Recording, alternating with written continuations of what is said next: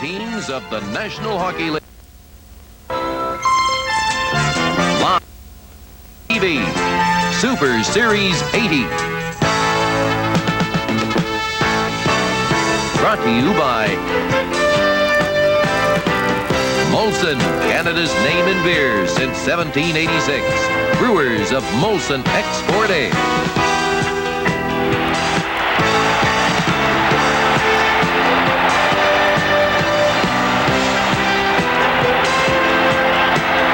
Teams of the NHL, an exhibition with the Soviet Union.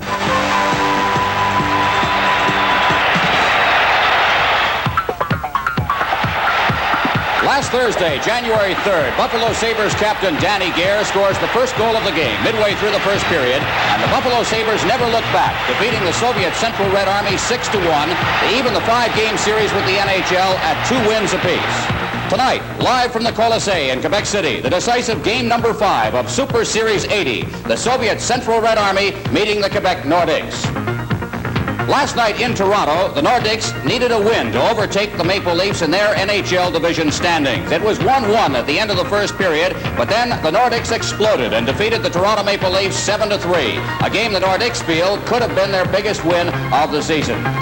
Hello, everyone. I'm Ron Rush, and I'll be your host for tonight's telecast from the Quebec Colisée, the Central Red Army against the Quebec Nordicks. This is the pivotal game, the final game of a 5-game series involving the Soviet Army team. The first 2 games were played in New York City. They were successful for the Red Army. They beat the Rangers first and then went on to edge the Islanders 3-2. But then on game against the Canadians, won by the Canadians 4-2, and then the win in Buffalo against the Sabres 6-1. So it's all knotted up at 2 wins apiece. Tonight, handling the play-by-play duties on our telecast will be Bernie Pascal, and joining him with color commentary and analysis will be Dick Irvin.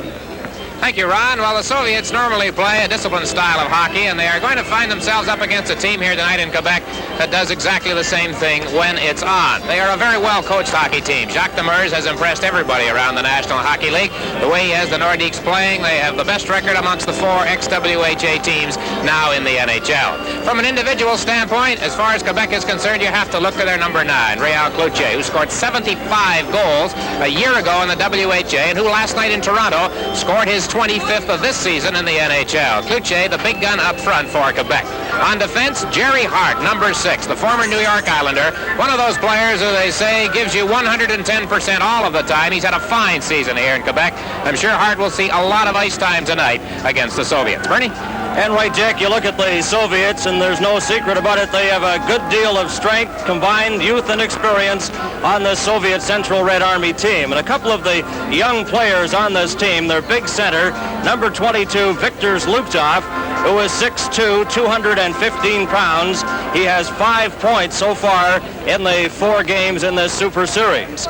On defense, keep an eye out for number 4, Sergei Babinov. He missed the first few games in this series, but he played against Buffalo the other night. Although they lost 6-1, the Soviet coaches said that Babinov was by far their best defenseman in that game. Just 2 of the Soviet players to keep an eye on tonight here in Quebec. All right, gentlemen, there's something else to watch for. The Quebec Nordics are playing in their first NHL season. They're doing very, very well. They're the best of the 4 new teams, but also they have never lost a game on a Sunday in the National Hockey League. They are 10-0-1 in that department. Let's see if they can do it against the Central Red Army as well. The Soviet Central Red Army and the Quebec Nordics in Game 5 of Super Series 80 will continue in a moment.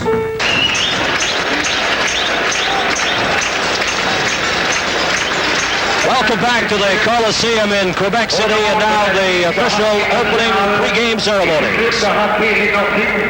Il nous fait plaisir de vous présenter ce soir ce match de hockey international entre l'équipe du club central de l'armée soviétique, championne de l'Union soviétique, et l'équipe des Nordiques de Québec.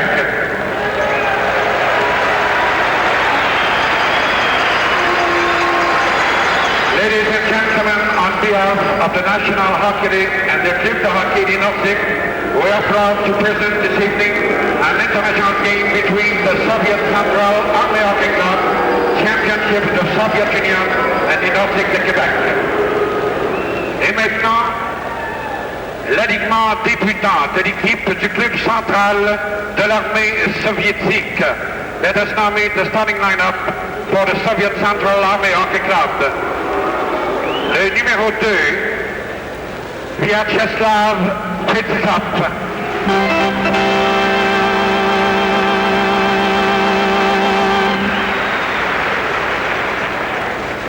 Le numéro 4, Sergei Babinov.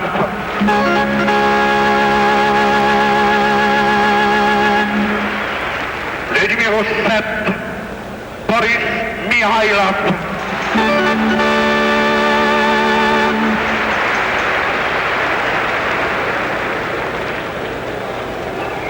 Le numéro 16, Vladimir Petrov.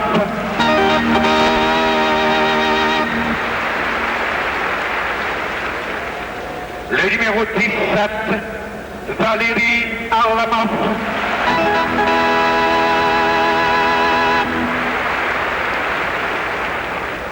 Le numéro 20, Vladislav Tretiak.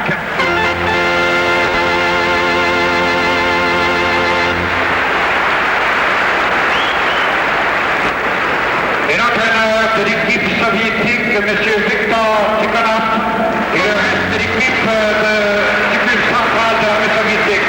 And the coach of the Soviet team, Mr. Viktor Tikhonov, and the rest of the Soviet Central Army Hockey Club.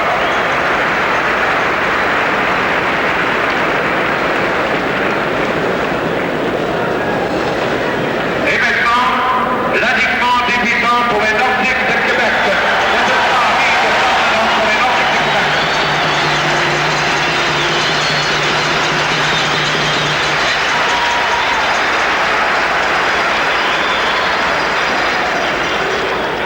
Le numéro 6, Kerry Hart.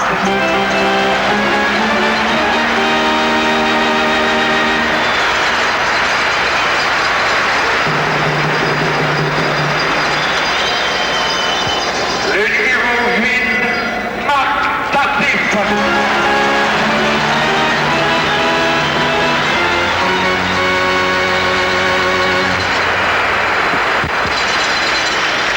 Le numéro 9, Réal Cloutier.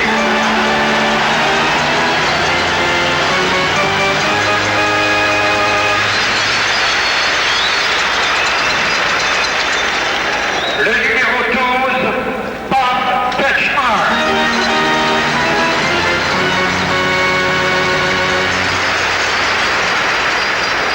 Le numéro 26, Pierre Lacroix.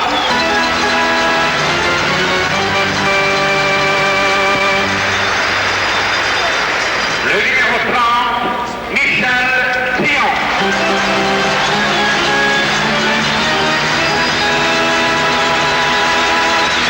And the introduction of the starting lineup for Quebec Nordiks. And of course the coach of Quebec, Jacques Demers, and the assistant coach is Andre Boudria right behind Jacques Demers. Quebec in 10th place overall in the NHL.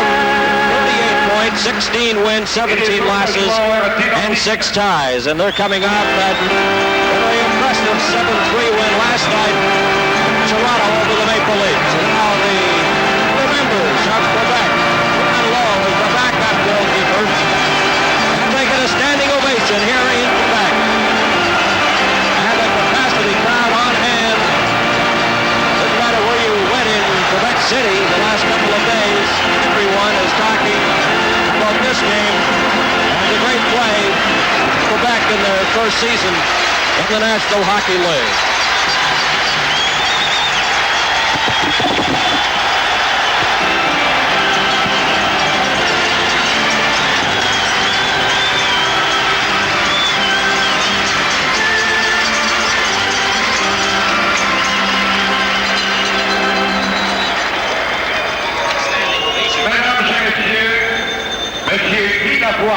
Et les hymnes nationaux, accompagnés alors par M. Jean-Yves Hamel.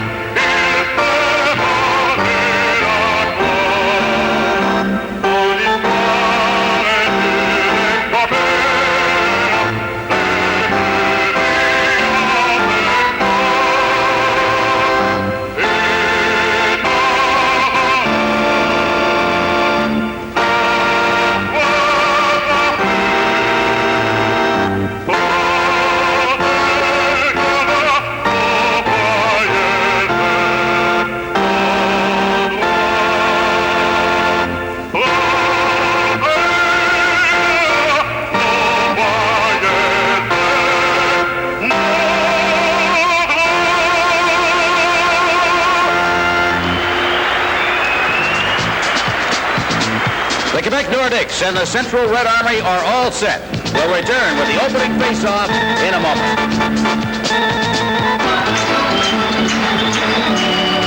And we're back here in Quebec, and let's meet the officials for tonight's game. The referee is Brian Lewis, the linesman Ray Scapanello, and Ron Asseltine.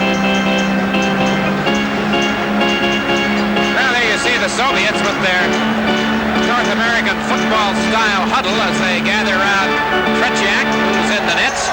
Michel Dion has had a pretty good season. He has load, has played in 23 games for the Nordicks this year, has one shutout, made up of Montreal, traveled around the WHA, Indianapolis, Cincinnati, and then here in Quebec. So there you have the goaltenders as the starting centerman, Bob Fitchner, and number 16 for the Soviets, Vladimir Petrov, gets set at center ice. I have to wonder, Bernie, about the attitude of the Soviets. Let's face it, they have been badly beaten in their previous two games in this series, in Montreal last Monday night, in Buffalo on Thursday, and you just wonder what kind of an attitude they'll take into this one. Well, this is the pivotal game, as Ron mentioned at the outset, and it will be interesting, Dick, because they were really hammered by Buffalo in that last outing, 6-1. The game is underway. It's cleared into the Quebec zone. That's Jerry Hart, number 6. And we have our first whistle after just 9 seconds of play here in Quebec. Well, right off the bat, after those 9 seconds, you get Jacques Demers making a change.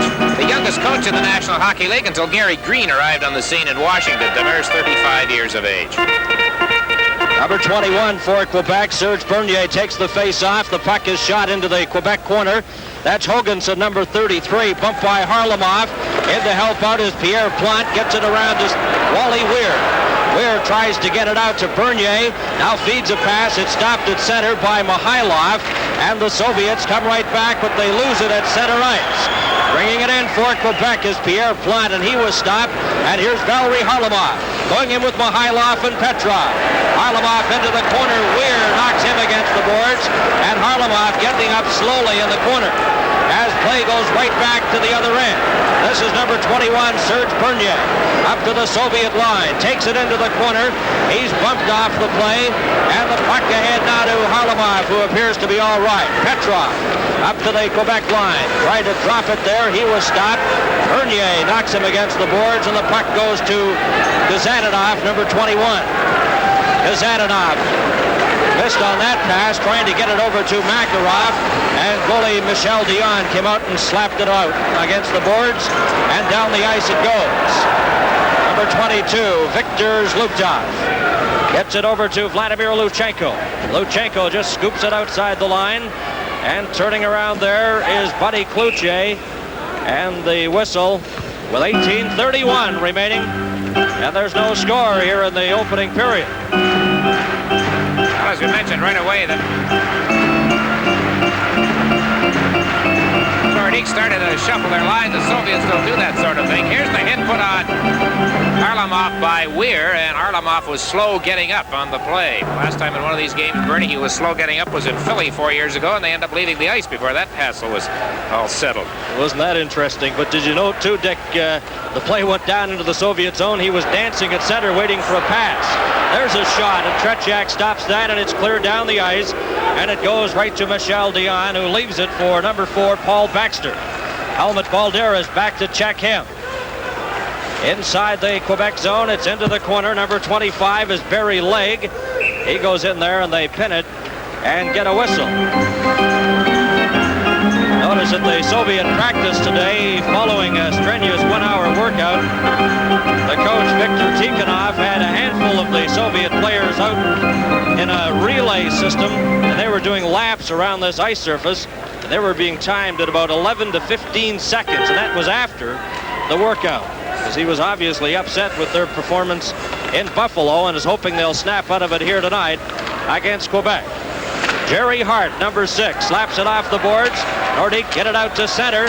This is their captain, Robbie Fatorik, shooting it in. Back in after it is Starikov, and it's icing against Quebec. And the Quebec Nordiques boast quite a record on Sundays. Played 11 Sunday games and are undefeated, winning 10 and tying 1.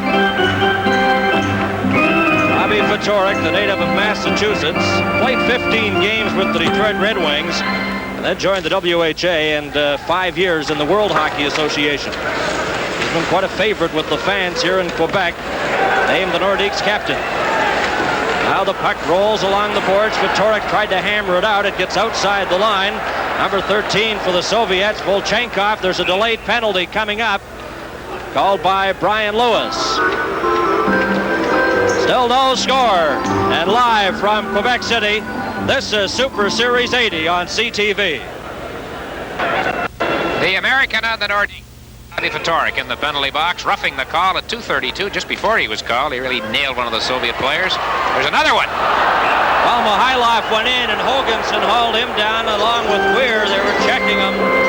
So we get another Quebec penalty just 4 seconds after the minor to Robbie Fatorik. Not much doubt about that one, Bernie. The Soviets are 0 for 14 on the power play so far in the series.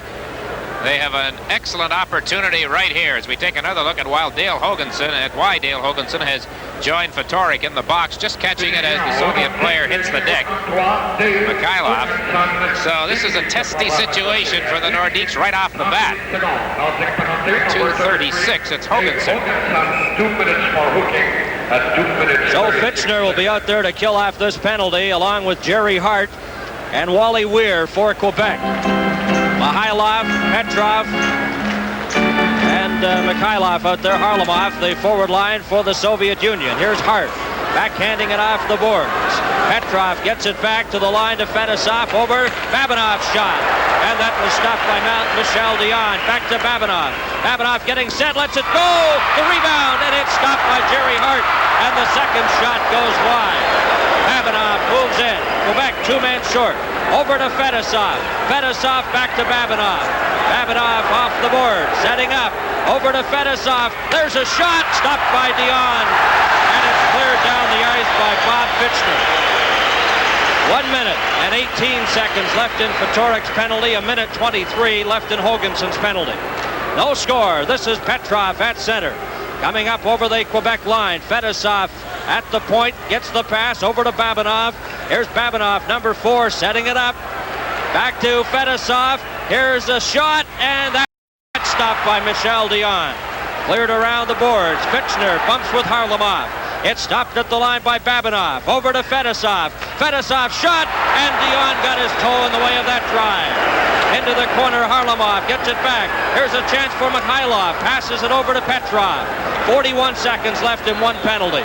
Comes back to Fedosov. To Babinov, a shot, and that's stopped by Dion, and it's slapped down the ice by Wally Weir.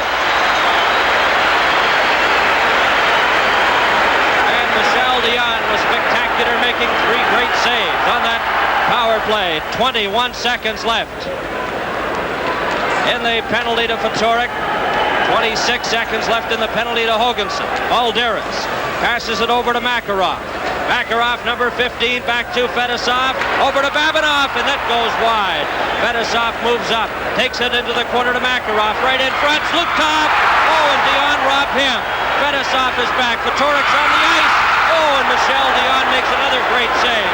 And both teams are back at full strength as Quebec successfully kills off a 2-man penalty. Now, here it comes with Serge Bernier. Quebec killing off the double penalty. Right back over the line, a shot by Pierre Plante. Inside to Bernier, and it's called on the offside. And what a performance, Dick, by Michel Dion.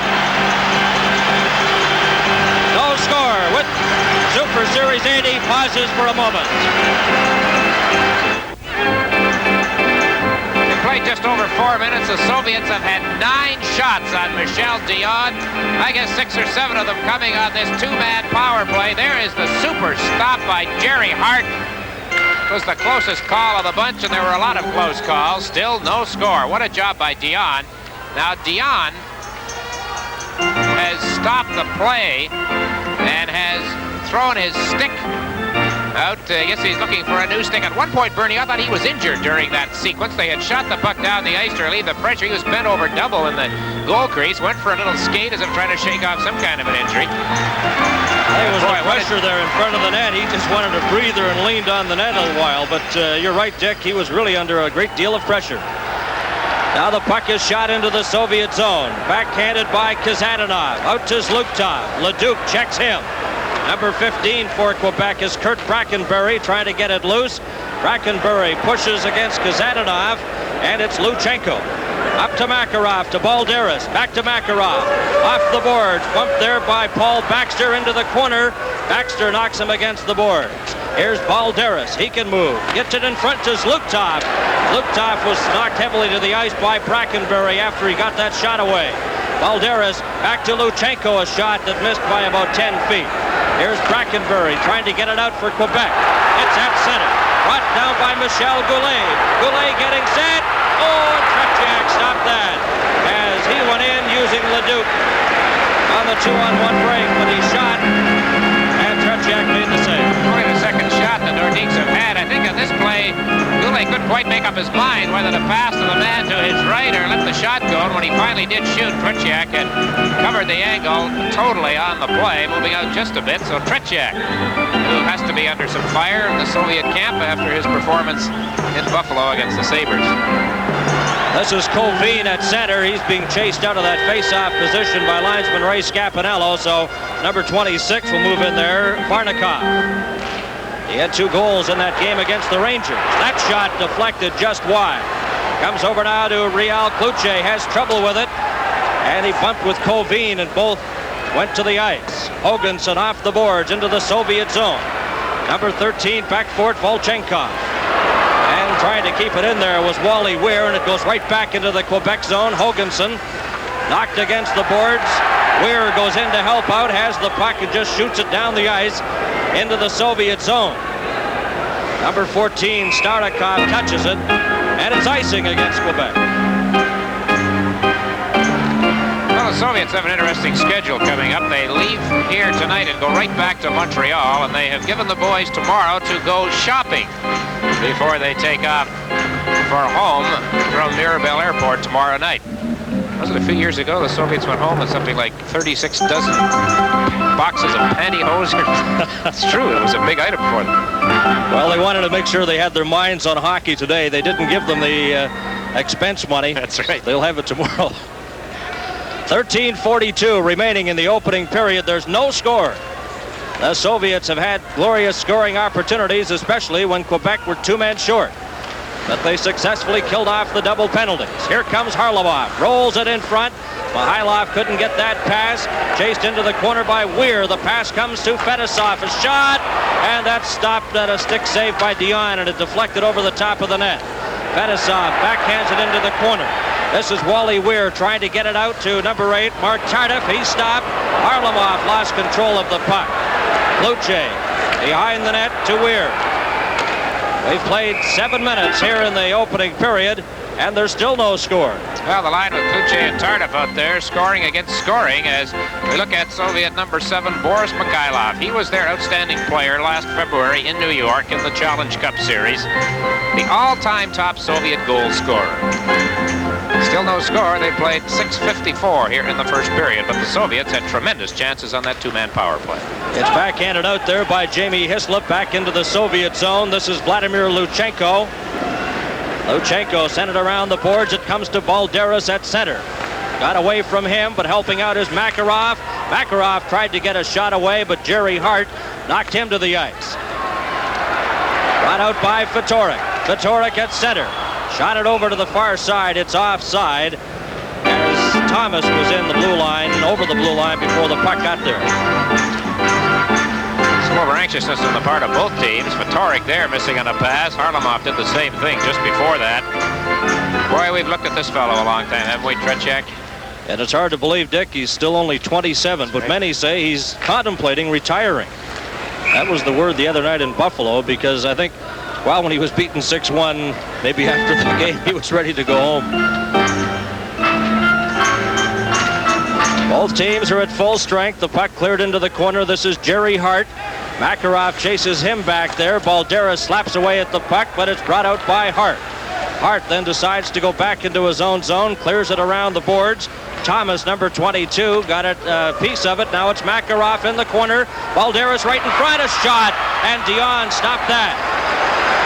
As Makarov took the puck right from the corner and in front. Here's a 2-on-1 break now. Fatorik going in, right in front of the net, a shot, and Tretiak stopped that. As they open up here and go end to end. Troy, once again, the Nordicks have a two-man break, and again the puck carrier seems to hesitate as to just what to do. That time Fatorik with Lacroix to his right. Here's the play down at the Nordique end as Makarov worked his way out of the corner with Balderas standing in front of the net. The Nordicks came right back with this pass that sprung Fatorik loose. 2-on-1 as the winger on the right side is there, but he waited, got in too close again. Tretiak to stop. Bernier against Covine. It comes back to Baxter, and his shot is knocked down. Goes back in behind the net. Chasing it there is Volchenkov. He's knocked against the boards by Serge Bernier. Slapping it around is Stewart. Stewart right in front of the net.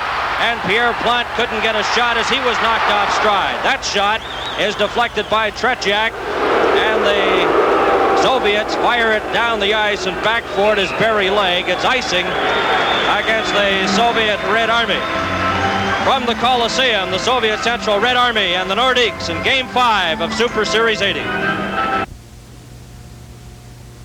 This is Bernie Pascal at the Coliseum in Quebec. And there's no score with 11.5 minutes remaining here in the opening period. Bernier in the corner is stopped by Starikov. Now he gets it again. Pierre Plante. He tried to move it in front, and it's shot down the ice by the Soviet player Varnikov. Varnikov tried to stop it there. Plante backhands it. Number 25 for Quebec is Barry Legg, the native of Winnipeg. Takes it up over the line to Bernier, and it's offside at the Soviet line once again. We may refer to the National Hockey League for a moment. There's a rather interesting game going on tonight in Buffalo where the Philadelphia Flyers are trying to extend that amazing streak of theirs against the Sabres, and they are tied 1-1 at the end of the first period. Jacques Demers coached first in the WHA in Chicago. Back to the action here. The puck is slapped over to Fedosov. Tried to get that lead pass at center to Petrov. Goes right back into the Quebec zone, and it's touched by Wally Weir. And you talk about Jacques Demers, Dick. What a great guy. He spent half hour with us before the game, and just great help to broadcasters, that's for sure. Well, I mentioned off the top, he's impressed everybody. When's the last time you saw the Soviets ice the puck so quickly, back-to-back, as they did right there? Well, Quebec have really been doing a job of bottling them up, and successfully killing off that double penalty is obviously taking a little starch out of this Soviet team. Puck is slapped off the boards, back into the Quebec zone. This is Hoganson going back after it. Michel Dion came out, slapped it right, though, to Mikhailov. Mikhailov is knocked against the boards. Petrov coming in front, and Hoganson blocks that. Harlamov shot, and that's stopped by Michel Dion.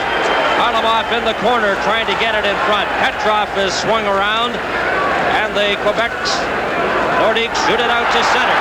Going after it here is Michel Goulet, and back to check him is Babinov. Babinov then is knocked against the boards by Leduc, number 10. Puck's at center. Leduc has it for Quebec. Coming in with Goulet. Shot it wide. Tretiak slapped it off the boards, and it's cleared up to Harlamov. Harlamov, a pass on the right side to Mikhailov. Going in with Petrov. Petrov shot, he scored! Petrov, and it's 1-0 for the Soviets. Pretty three-way passing play by this line that's played together as a line since 1968. And it's Petrov, who's been a disappointment in this series so far, who ends up finishing off his rink-length dash by the Soviets with a wicked shot on the drop pass, very similar to the goal I can recall it being scored last year in the Challenge Cup final game. At that drop pass right at the opposition blue line, and the Soviets have a 1-0 lead on Petrov's goal. Big shot. And the time of the goal, 9:55. Now Quebec come right back. The pass comes to Cloutier in front. There's a shot, they score! Fitchner. And it's tied up. Fitchner comes right back.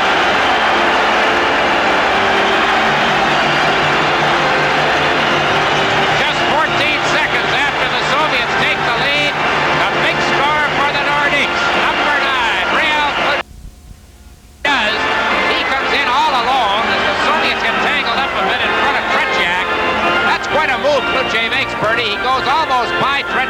and throws it upstairs. Oh, it's Fitchner. I'm sorry, Fitchner, not Kluche. 1-1 tie.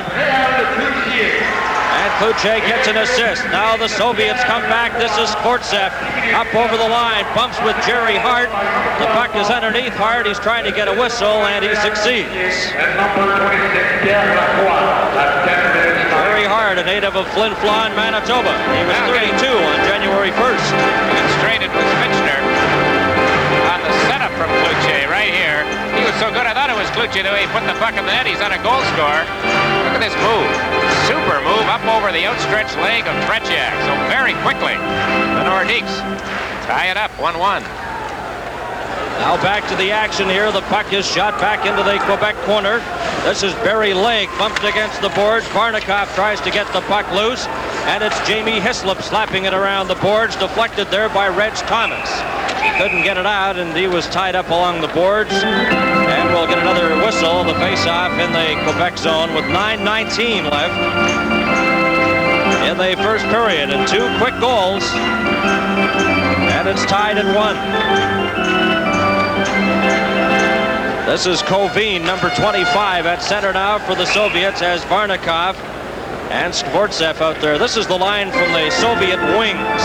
Central Red Army picked up an entire forward unit from the Soviet wings. The wings in 4th place in the Soviet Major League. Kovin, number 25, tried to get it over to Skvortsov, and Fatorik shoots it down the ice. Back for it, number 14, Starikov. Starikov brings it out for the Red Army. A pass up on that right side to Skvortsov, over to Varnikov. Varnikov drops it back. Skvortsov couldn't get a shot. It's into the corner. Now number 25, Barry Lake. Lake for Quebec. Cleared it out to center ice. Fatorik goes after it there. The Soviet player had trouble with it. Skvortsov took a swing at the puck but missed. Now it's back into the Soviet zone. Number 14 is Starikov. Starikov on the right side to Alexander Skvortsov. Over to Kovin. Kovin is knocked against the boards by Dale Hoganson. Hoganson goes after the puck. Chased there by Varnikov. Still has it. Then he overskates it. Skvortsov goes into the corner after the puck, and he was stopped. Hoganson put it right onto the stick of Babinov. Babinov, number 4, drops it back to the line. And having trouble there was Petrov. And Petrov will get a penalty as he hauled down the Quebec player Thomas. Live from Quebec City, this is Super Series 80 on CTV. Petrov, who opened the scoring with his first goal of the series in this first period, now draws his 3rd penalty of the series. And here we see it right here. He's called on the play, so it's Petrov for hooking at 11:47. First Quebec power play. Bernie, since that big flurry of shots when the Soviets had a 2-man advantage, they had a 9-1 edge. The shots have been even ever since then at 4 apiece. Well, Michel Dion, Dick, no question, held Quebec in the game in the early going. And it's 1-1 here with 8 minutes remaining in the opening period. Nordik's on the power play. They're stopped, though. Fedosov gets it to Harlamov. Harlamov shot, and Michel Dion stopped that. This is Hoganson behind his own net to Robbie Fatorik. Off the boards. Tardif is spun around. Fatorik carries on. Fatorik coming up with Kluche. Kluche puts on the brakes, moves in front. Harlamov stopped him. Tardif goes after the puck to Fatorik.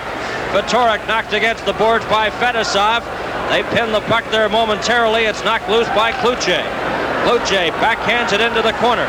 Fedosov had it momentarily. Now Fatorik tries to get it.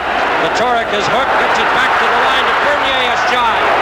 And Tretiak juggled that, and he got his glove on it and just deflected it wide. Now back into the Quebec zone. This is Mikhailov. Mikhailov knocked into the boards by Hoganson. Still has the puck. Dropped it to the line, and it came out. And it shot right back into the Soviet zone and then out to center ice. 45 seconds left in Petrov's penalty. This is Bernier. Up to the Soviet line. He's knocked off stride. Gets the puck again. Slaps it over to Goulet. He had trouble with it. And the Central Red Army shoot it down the ice. The only scoring plays in the game, Petrov scoring for the Soviets, and Fitchner has scored for Quebec. 6.5 minutes remaining in the opening period. 20 seconds left in the penalty. As Balderas shoots it down the ice. Now it goes to Dion. Dion, the goalie, left it there for Bernier. This should be about the last rush on this Quebec power play. Bernier almost got that lead pass to Blair Stewart. A shot from the net, and now it goes around to the other side as the Soviets are back at full strength. Petrov is on the ice. Leduc in the corner. Drops it back to the line. Baxter's shot is blocked. Balderas then knocks him down. There'll be a penalty to Balderas for hooking. And it comes just a few seconds after the Soviets return to full strength with Petrov coming out of the penalty box. Soviets defended very aggressively against the Nordik's power play, which is a good power play.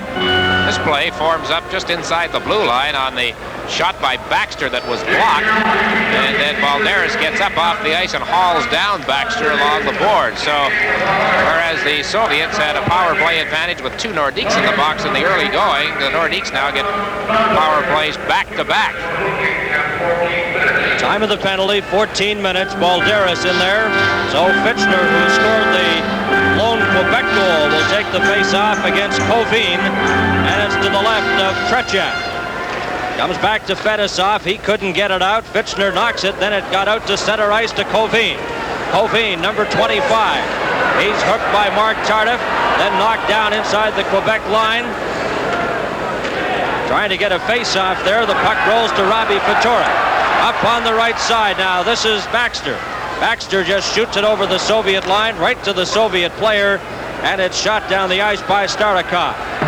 Robbie Fatorik. A minute and a half remaining in the penalty to Balderas. Tardif winding up for Quebec. Tardif gets by Varnikov, takes it up on the left side to Fitchner. Fitchner is bumped against the boards by Starikov. Fedosov now pins the Quebec player there, and we get a whistle. With the score 1-1, Super Series 80 pauses for a moment.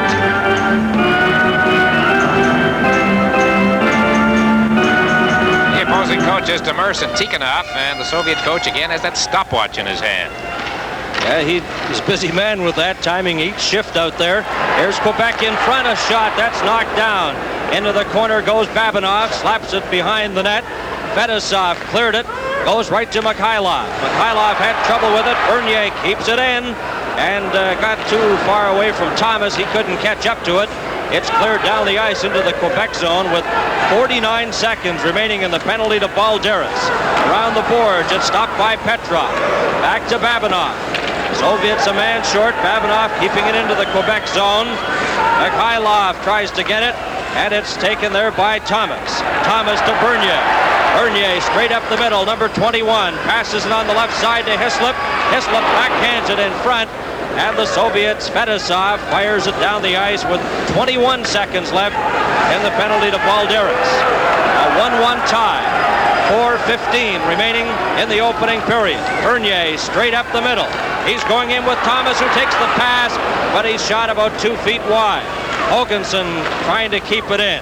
Goes right to the Soviet player Makarov. Makarov winding up at center. Makarov fakes a shot, takes it up into the Quebec zone. The Soviets' Balderas is back on the ice, and they have succeeded in killing off that penalty. 3:51 remaining in the opening period. Kazadanov trying to split through the defense. Kazadanov backhands it in front. Makarov couldn't get a shot. This is Balderas in the corner. Hoganson checked him. Makarov rolls it to Zlukov. He fanned on his shot, and Hislop has it for Quebec, clears it to center. Luchenko backhands it to Balderas. Here's Helmut Balderas, back to Luchenko.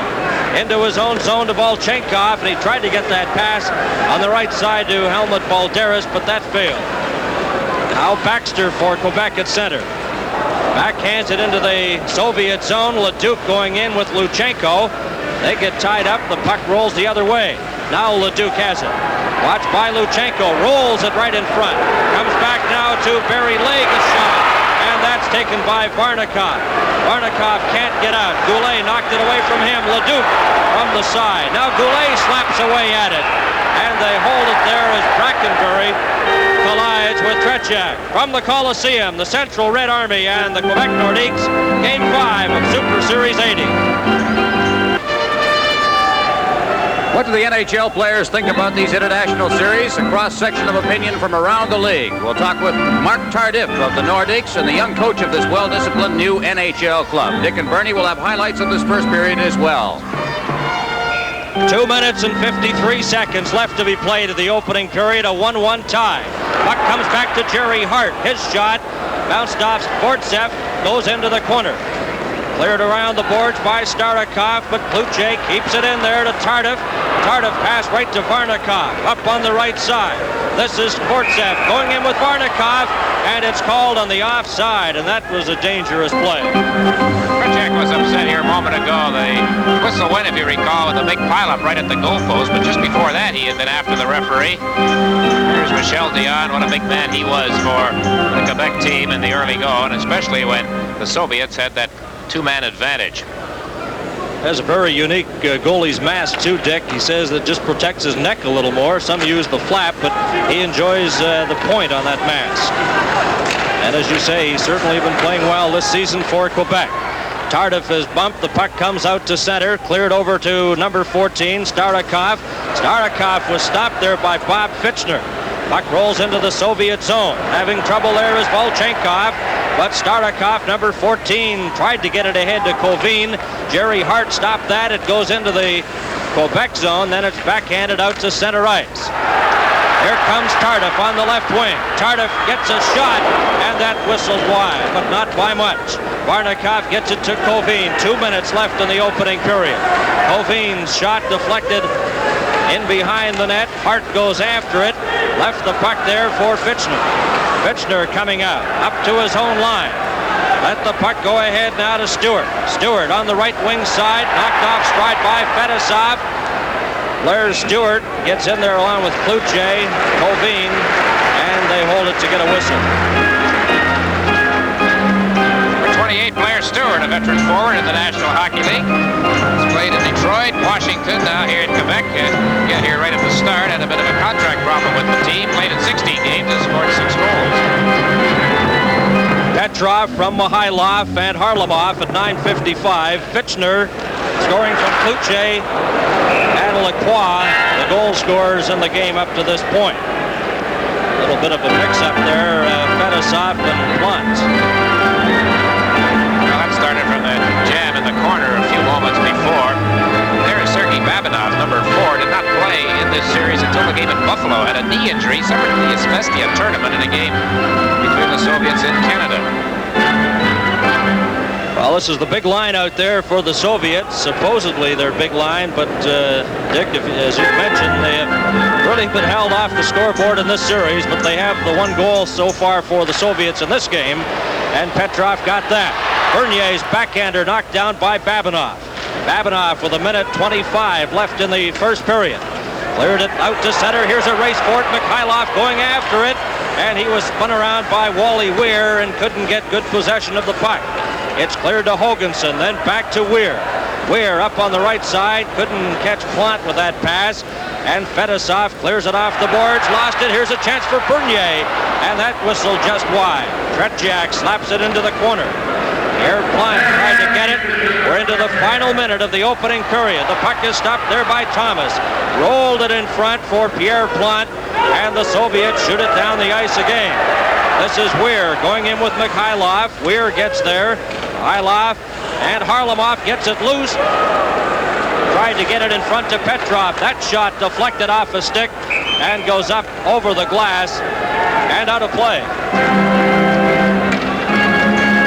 Soviets with 14 shots so far in this first period. And of course we saw them outshot. I think it was 13-3 in Montreal in the first period. They have been forechecking very aggressively. And they forced the Nordicks into some mistakes in their own zone. Happened in that last power play for Quebec. They had trouble getting going. Lukhtov got the face-off, but Fatorik brings it out now for Quebec. Fatorik to Hislop. Hislop, number 11, into the corner. Luchenko rides him into the boards. Puck's tied at the side. Fatorik tried to get it loose. Fatorik chases it. Knocks it down in the corner in front. Here's a chance for Thomas. Back to Fatorik. 15 seconds left. Fatorik off the boards there to Thomas. Sends it in behind the net. Hislop is checked by Luchenko. Then Kazadanov ran into Fatorik.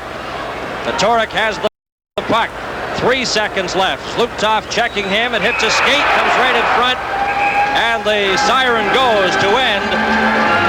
Highly entertaining first period of play at the Coliseum in Quebec City. Shots on goal, the Soviets 14, Quebec 8. Live from Quebec City, this is Super Series 80.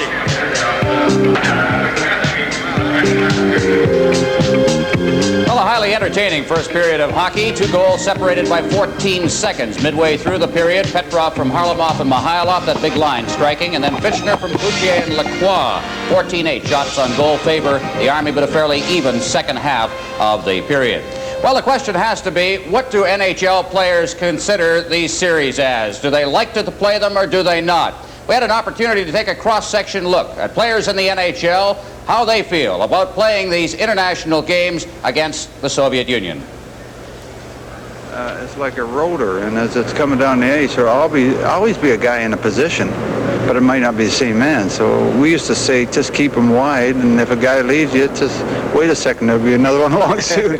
But they are exceptionally fine hockey players, and they key for certain series. And like somebody said, if you've ever watched them when in between series is when they're not sharp, they flounder around like a bunch of animals. And I said, but I've never seen them that way. They've just been very fine-tuned hockey club whenever I've watched them or played against them.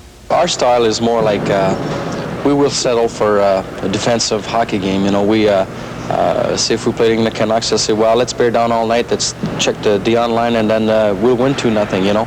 But their style is they like to control the puck. They like to have the puck, and that's the name of the game, as far as I'm concerned. They play wide open, and they move the puck extremely well. They use everybody on the ice there, everybody, even including their goalie. So it's, to me, it's a completely different style. Everything. They just do everything so doggone well, and I think they forced us to change our game. Knowing the game the way it is now, you'd have to be better. You have to be able to shoot the puck. You have to be able to pass it better. You have to be able to skate. Not necessarily better, but the Soviets are real quick. They're not necessarily that fast, but they're real quick in 20 or 30 foot area. They just buzz on you, and they do so many doggone things well with the puck. When I come through, our era was shoot the puck in and chase it and body check and stuff, and the game is changing from that. Playing against the Russians, you can't intimidate them. The way they intimidate, our brand of hockey is the fact that they forecheck a lot, and I don't think that there are any faster skaters than the players that we have assembled, but they make that puck work for them, and as a result, it appears that they're really skating fast. I know when I was in Europe, in Vienna, I watched several of their practices, and they had wind sprints and various drills that we have in terms of conditioning the players. And they're not any faster, but physically as a team, they're all strong. I mean, they can go in the corners, they can handle anything along the boards. They're great with their feet when their stick is tied up or various parts of their body. And this is how they seem to get on top of us. They have their schedule set up so that they have a month or 6-week break in the middle of the year when they send their teams over. The schedule, not to alibi or anything, but the schedule here is not set up that way. You have 3 or 4 days or 5 days out of your schedule, and you try and put a team together. And I don't think they play the length of schedule that we do here, and they could build themselves up for a tournament. Whereas when you play 80 games, and naturally if you come into a tournament, you really want to win, but maybe you're just not prepared, or you're tired, or you're down, and trying to put it all together in a week is, I think, a little too short a time. I think the hockey in North America developed more goons in the last 10 years than good hockey players, and I think we're heading toward the right direction right now, and it's good that we've seen the hockey that the Russians are playing. They don't have those big guys, fighters, guy who go and fight the best player on their team like we did for, maybe less now, but we did that a long time, and that's really hurt the good players. A lot of good players didn't make the NHL because of that in the past. You're really the underdog, really. The Russians, the Soviets, let's face it, they come over here, they'll play a month before they even play us, and they're practicing Christmas Day, and they'll come out and try and do it to us, but I imagine we'll rise to the occasion. You get involved, and again, it's a matter of pride, and you work for your country. It's entertaining hockey because it's played with the basics of the game in mind, with the skating and the passing and the positioning and the shooting, and I really think that's the kind of hockey that people really like to see, and it brings out the best in teams that play against them. Sometimes it brings out the worst too. There were a lot of familiar faces you saw there, and here's another familiar face back in the National Hockey League. Welcome back, Mark Tardif. And first of all, I guess some comments on the first period. It was a good one, I think, for the Nordicks, considering the way it started. Well, with the 2 penalties that we had, and we killed them, I think that was the turning point on the first period. And I think we had a good system of play before the game, and I think everybody gave 100% from the start, and we're going to have to give the 100% for 2 more periods because everybody knows that they are in super shape, that even in the third period, they play the same way in the first. So with the 2 games they played that we saw in Montreal and Buffalo, I think we've got a good chance to win tonight. I look back 3 years ago, 1977, in early January, when you played the Soviet national team, caught them in the final game of countrywide tour and beat them 6-1. You were in that game, scored a goal. Yeah, that was a big game here, I think, all over Canada, because in that time it was a World Hockey Association theme, and nobody expected us to win, and we won 6-1, and Kurt Breckenberry was the player of the game that game, and it was a big thing in Quebec, so I was very glad about it. Do you like playing them? I think with the long season that we got, when you get a game like tonight, we played last night in Toronto, got back here at 2:30 in the morning, played tonight. And it's more than a hockey game, I think. Everybody's got their personal feelings involved in the game, starting from the fans to the players.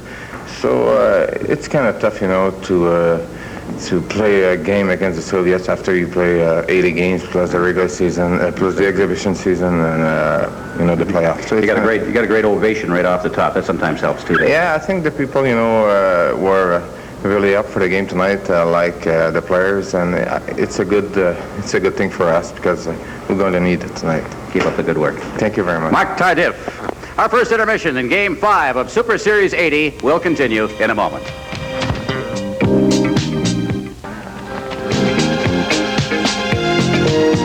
Well, Jacques Demers is the coach of this Quebec Nordicks, and may I first congratulate you on your season so far. I don't think anybody had the right to expect as much as the team has done so far this year.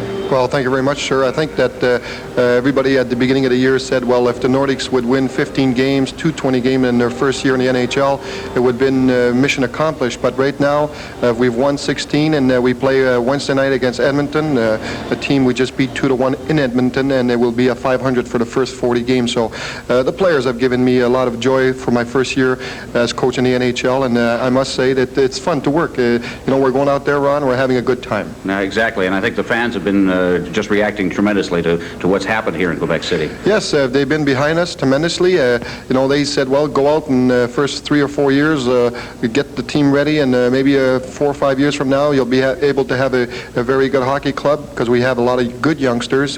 Michel Goulet, you see tonight, Pierre Lacroix, Réal Cloutier is 23, along with some of the veterans, Mark Tardif, Serge Bernier, and Dale Holgenson and Jerry Hart. Those are the guys that, they're going to go out and do the job for you. Exactly. Now, what about this game tonight? Of course, when you've got a well-disciplined hockey club, as you do have, I guess you really don't have to tell them too much quite prior to the game. Well, that's right. They knew the importance. We certainly did not try to talk too much about it because we had a game last night in Toronto, which was more important at that time, winning and getting 2 points. We did win it 7-3, and the guys know tonight that's the NHL, the pride, the country, everything's involved. The Russians are skating well. I thought Michel Dion did a tremendous job in the first 3 or 4 minutes of that power play. They had 5-on-3, and if your goaltender is going to make the key saves, you're going to be able to win some games, and that's what's been happening so far this year. You've also got, I think when we saw your roster and so on going into the season, we thought perhaps you'd be a little short on defense, but you've got pretty good defensive play. Yes, sir, Ron. As of tonight in the NHL, we're 8 goals against. So everybody said, well, the Nordics will be weak on defense. We put in a system. Everybody believes the system. And when you got 19 guys pulling together, and wanting to work for one cause to try to win as many games as you can. That's why the success has been early to come. Everybody expected it to be a long time coming. Jacques, keep up the good work. Thank you very much, sir. Very, very good team. We're a good team to watch as well. Live from the Coliseum, the Central Red Army and the Quebec Nordicks. It's a 1-1 tie. Bernie Pascal with Dick Irvin.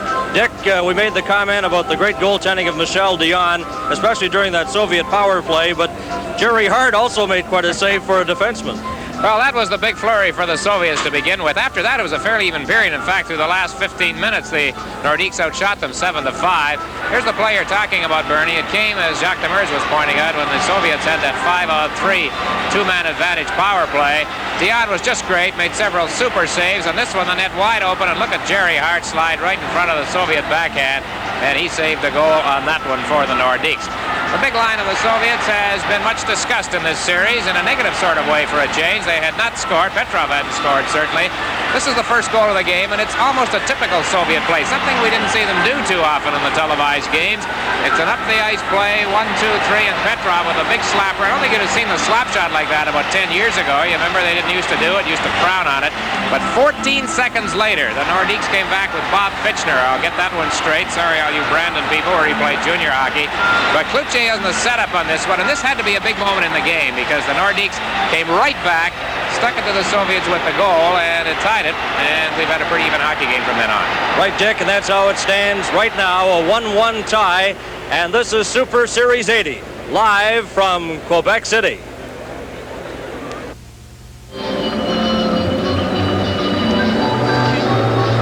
The officials have made their appearance on the ice, just awaiting the arrival of the two teams to start the second period of play. In the Super Series 80, the Central Red Army have lost 2 and won 2 of their first 4 games, and this is the finale, the Soviet dressing room. And we're just waiting for the Soviets to make a move to come out onto the ice. Petrov from Mihailoff and Harlamov at 9:55, and Fitchner from Kluche and Lacroix at 10:09, the only 2 goals of the game. Well, Bernie, it would have been interesting to have a camera in that Soviet room prior to the game. I sneaked a look as I walked by on my way upstairs. It was about, I guess about 10 minutes prior to them coming out for the warm-up. It looked like a gymnastics class in there. I don't know what they were all doing, nothing organized, but so many of the players were bending, stretching, jumping. I guess they have their routines that they follow. Of course, the Soviets will be back in this general area in really less than a month's time. They're coming back to North America to begin their intensive training for the Winter Olympics in Lake Placid around the 1st of the month, and it's going to be very interesting to see the makeup of their national team for the Olympics. A lot of speculation that some of the old guard might not be with them when they come back, based perhaps on their performance here in this series to date. We talked about the big line, the Petrov line, one that's been together now for almost 12 full seasons, not producing in this particular series the way it has in past confrontations with National Hockey League teams. And of course, the Winter Olympics from Lake Placid and those very interesting hockey games with the Canadian team in there now will be carried right here on CTV. The Nordiques coming back onto the ice. You look at the shots on goal, it's kind of interesting. The Soviets had 14 of them, 8 of them from the blue line from the defensemen, Fedosov and Babinov, and of course that was the result of all of that pressure they had.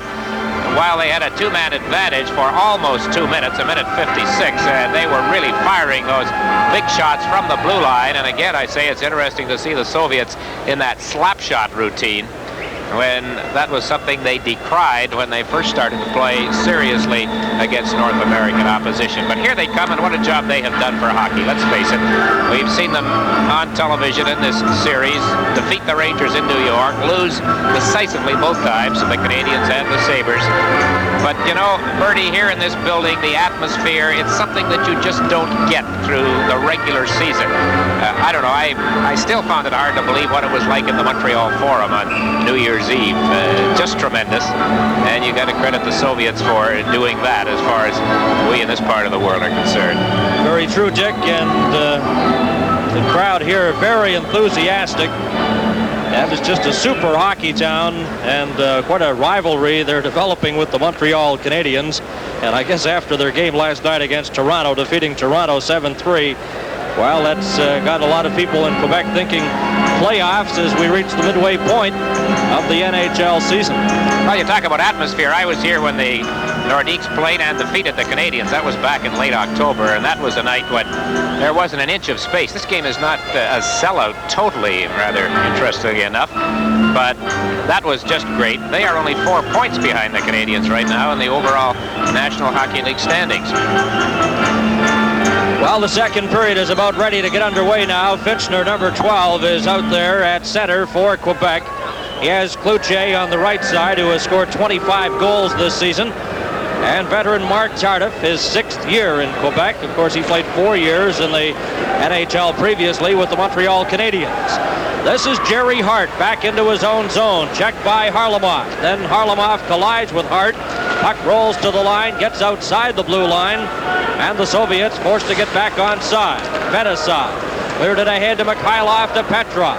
Petrov in the corner, fired that right through the crease. Here's Harlamov, drops it back to Fedosov, knocked down in front, scrambled for it, and Dion made the save. Lacroix tries to get it loose. It comes out to Tardif. Tardif up on the right side to Cloutier, rolled off his stick, and Fedosov inside his own line. Long shot down into the Quebec zone.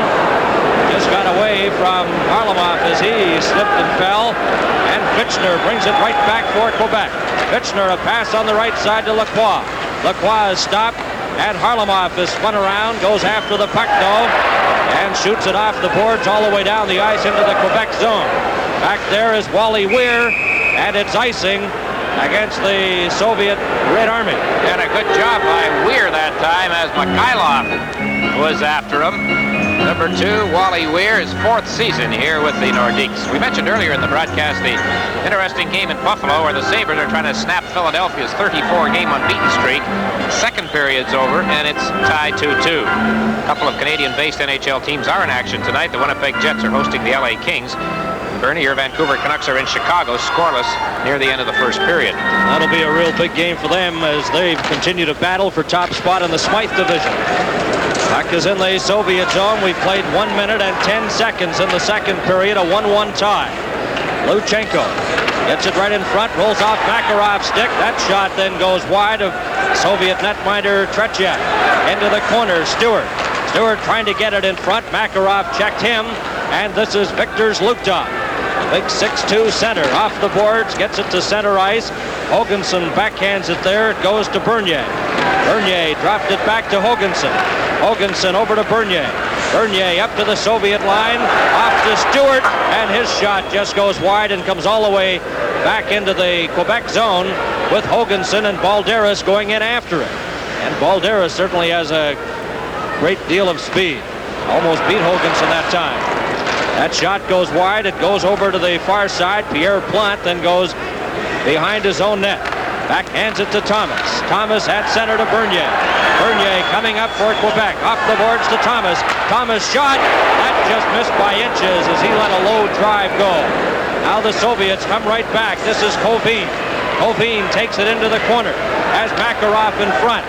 Makarov then goes into the corner after the puck. Makarov spun around there by Paul Baxter. Still has it. Makarov trying to come in front. Still ragging the puck. Now passes it. There's a shot. And Dion got a piece of that as Kortsev let it go. Now it's in behind the net, right in front. And Thomas has it for Quebec. And backhands it to an open wing. Starikov tried to bring it in. He was stopped. And the pass almost got over to Kortsev. But he in turn was stopped by Bernier. Now Kovin rolls it in front. And that drive by Kortsev hit a skate and went wide. Into the corner goes Kortsev. Kortsev drops it to Kovin. Has Barnikov in front, but he's checked. And Bernier has it for Quebec. Up on the left side. Thomas goes after it. Tied up by Volchenkov. Live from Quebec City, this is Super Series 80 on CTV. It's a 1-1 tie here in Quebec City. Petrov has scored the goal for the Soviets, and Fitchner scoring for Quebec. Fatorik is at center, number 7, the Quebec Nordique captain. Puck goes behind the Soviet net. Babinov trying to get it out. Now here's Fedosov. Fedosov, number 2. Fetisov clears it off the boards, trying to get it to Harlamov. Babinov helps out. He stopped there. It's rolled in front to Fatorik, a backhander. And it just got away from the Quebec player, Thomas. Here's Petrov over to Harlamov. Hit him in the skates. He would have been offside. He waited for the puck to roll. Now here comes Fatorik. Fatorik up on the right side. Going over the line is Thomas. A shot. He scores! And it's 2-1 for Quebec.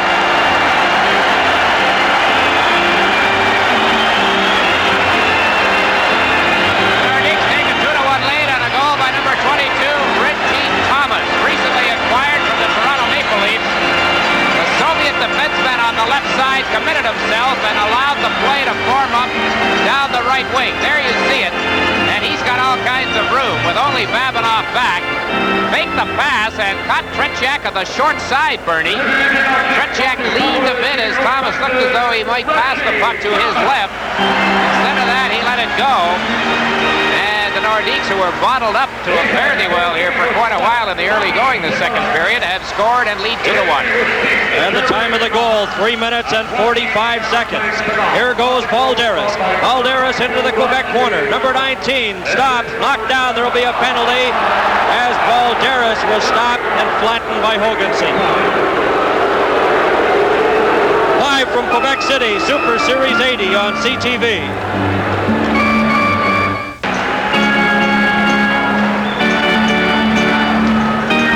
Soviets get a power play chance here as Dale Hoganson's off for tripping at 3:59. And the puck right from the face-off, cleared outside the line. Now going back after it is Wally Weir. Weir slaps it off the glass. Luchenko trying to keep it in, but it came right to center ice. Slukov drops it back to Kazadanov. Kazadanov, number 21, leads it ahead to Balderas. He can really move. Balderas on the far side to Makarov. Makarov rolls it in front. Balderas couldn't get a shot. Kazadanov back to Balderas. Back to Makarov. Over to Balderas. Balderas shot. He scores! Balderas. A power play goal, and it's tied at 2-2. You know, and Makarov and Balderas, we're looking at the two top point getters in Soviet hockey. Balderas is second in behind his 21-year-old teammate. As they threw that puck around, it was just beautiful to watch them out there with the man advantage. He used defenseman Weir as a perfect screen on the play. Dion, I don't think, saw the shot when it first left Balderas' stick, and he had no chance. Look at that. Weir is down. Good view of it right there. Good camera angle. Almost a goaltender's view in reverse, but it just shows you that Balderas had that path to the net to that corner. He found it very quickly. The Soviets have tied it. It's 2-2. At the time of the goal, 4 minutes and 35 seconds. Balderas from Makarov and Kazadanov. The Quebec goal prior to that was Thomas from Fatorik and Hart at 3:45. That was the 2-1 goal. Then Balderas tying it up there with that power play. Bernie, he's the top point getter for the Soviets in this series now. That's his 6th point and 4th goal in 5 games. He was the outstanding Soviet player in Buffalo Thursday. Now the Soviets bring it right back. This is Varnikov trying to get it to Kovin. It's knocked away by Kluche, but then Varnikov got it to the blue line. Number 4, Baxter was knocked off stride. Here's Kluche going in on goal. A shot and a whistle on the play. Kluche broke in on the right side, an offside pass. Boy, this crowd just waiting to see Kluche take off. I've been very impressed tonight with Makarov, number 15 for the Soviets. He had a great scoring chance in the first period, and there is Balderas. They call him, or I guess we call him, the Soviet Guy Lafleur. He can fly in a similar fashion. On the face-off, the puck is shot back into the Quebec zone. This is Barry Legg. Legg gets it around to Mark Tardif. Tardif then sent it the other side to Paul Baxter. He stopped Petrov in the corner. Petrov rolls it in front, and that pass just failed to get to Harlamov. Kluche goes after the puck. Kluche, it's a 2-2 tie. 14 minutes and 30 seconds remain in the second period. At the line, Tardif got it out to center. Petrov brings it right back in, drops it to Harlamov. Harlamov rolls it towards the goal. Dion stopped it. Petrov bumped against the boards by Baxter. Harlamov spun around by Fitchner. Kluche goes after it. It comes back. Here's Babinov. His shot, and that just goes wide. Fetisov's drive deflected up over the top of the net, and it comes right out to center, back into the Soviet zone. Babanov, watched by Kluche. Off the boards, Fetisov can't get it. Here's Leduc. Leduc with Kluche, a shot. Tretiak stopped that. Jerry Hart moves up for Quebec. Hart, number 6, getting set a shot, and Tretiak loves that. From the Coliseum, the Soviet Central Red Army and Quebec in Game 5, Super Series 80. 6:09 gone in the second period. Score tied 2-2. Richard Leduc right here as we take a look at pretty good chance the Nordik's had. They had a couple of them that last sequence. That one was stopped by Tretiak. The following shot came in from the point, and he made the glove grab to bring about the faceoff. Jerry Hart, 13:51 remaining. Here's a chance now. Comes back to the line. Deflected right to Tretiak, or maybe it was just a direct shot. He moved out and grabbed that. Quebec Nordiques, 10th overall in the NHL. The Soviet Red Army, led by goaltender Tretiak, are first in the Soviet Major Hockey League. Now this is Luchenko trying to get it out. He's stopped there by Stewart. Stewart gets it to Bernier. Bernier backhands it, and that's broken up and brought out by Zluktov. Zluktov sends it over to Makarov. Makarov drops it there. Here's Balderas' a shot, and Jerry Hart blocks that and knocks Balderas to the ice. Hart has it for Quebec. Off the glass, dumps it back out to the center ice area. Here's Blair Stewart over to Bernier. He couldn't catch up to it as Zluktov checks him. Stewart in the corner, shot from the side. Tretiak forced to make the save. Here comes Balderas, up with Makarov, drops it to Makarov, getting set a shot, and that missed the target. Kept in at the line by Kazadanov, into Makarov. Makarov in front to Balderas, he scores! What a great setup and an easy goal for Balderas. Well, there they are again, and Balderas, nobody watching him. He just stood there. He watched that whole play on the far side of the ice from where he was standing, and when the puck came through to him, he just whipped it up high, and Dion had no chance. So 2 straight goals by Balderas, and the Soviets take the lead. There you see number 15 Makarov on that backhand pass. Got by everybody. The entire Nordique defensive unit was over on that other side of the rink. Balderas all alone, and he made no mistake. It comes at the 7-minute mark.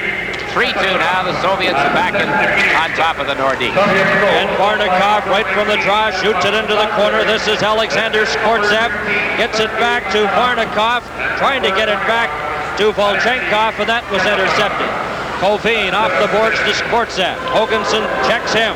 Varnikov into the corner after. Varnikov rolls it. They score! Skvortsev. Hart right in front makes it 4-2. That's their 5th shot of the period, and they have scored on 3 of them. The Soviets are getting a lot of opportunity right here to freewheel. The Nordiques are unable to keep them bottled up in their own end of the rink the way they were at Montreal and Buffalo, and when you allow them to skate the way they've been able to here in this period, you are burned more often than enough. This line of the Soviet Wings team has played very well here tonight, and they have now come up with 3 straight goals the Soviets have, and it's 4-2.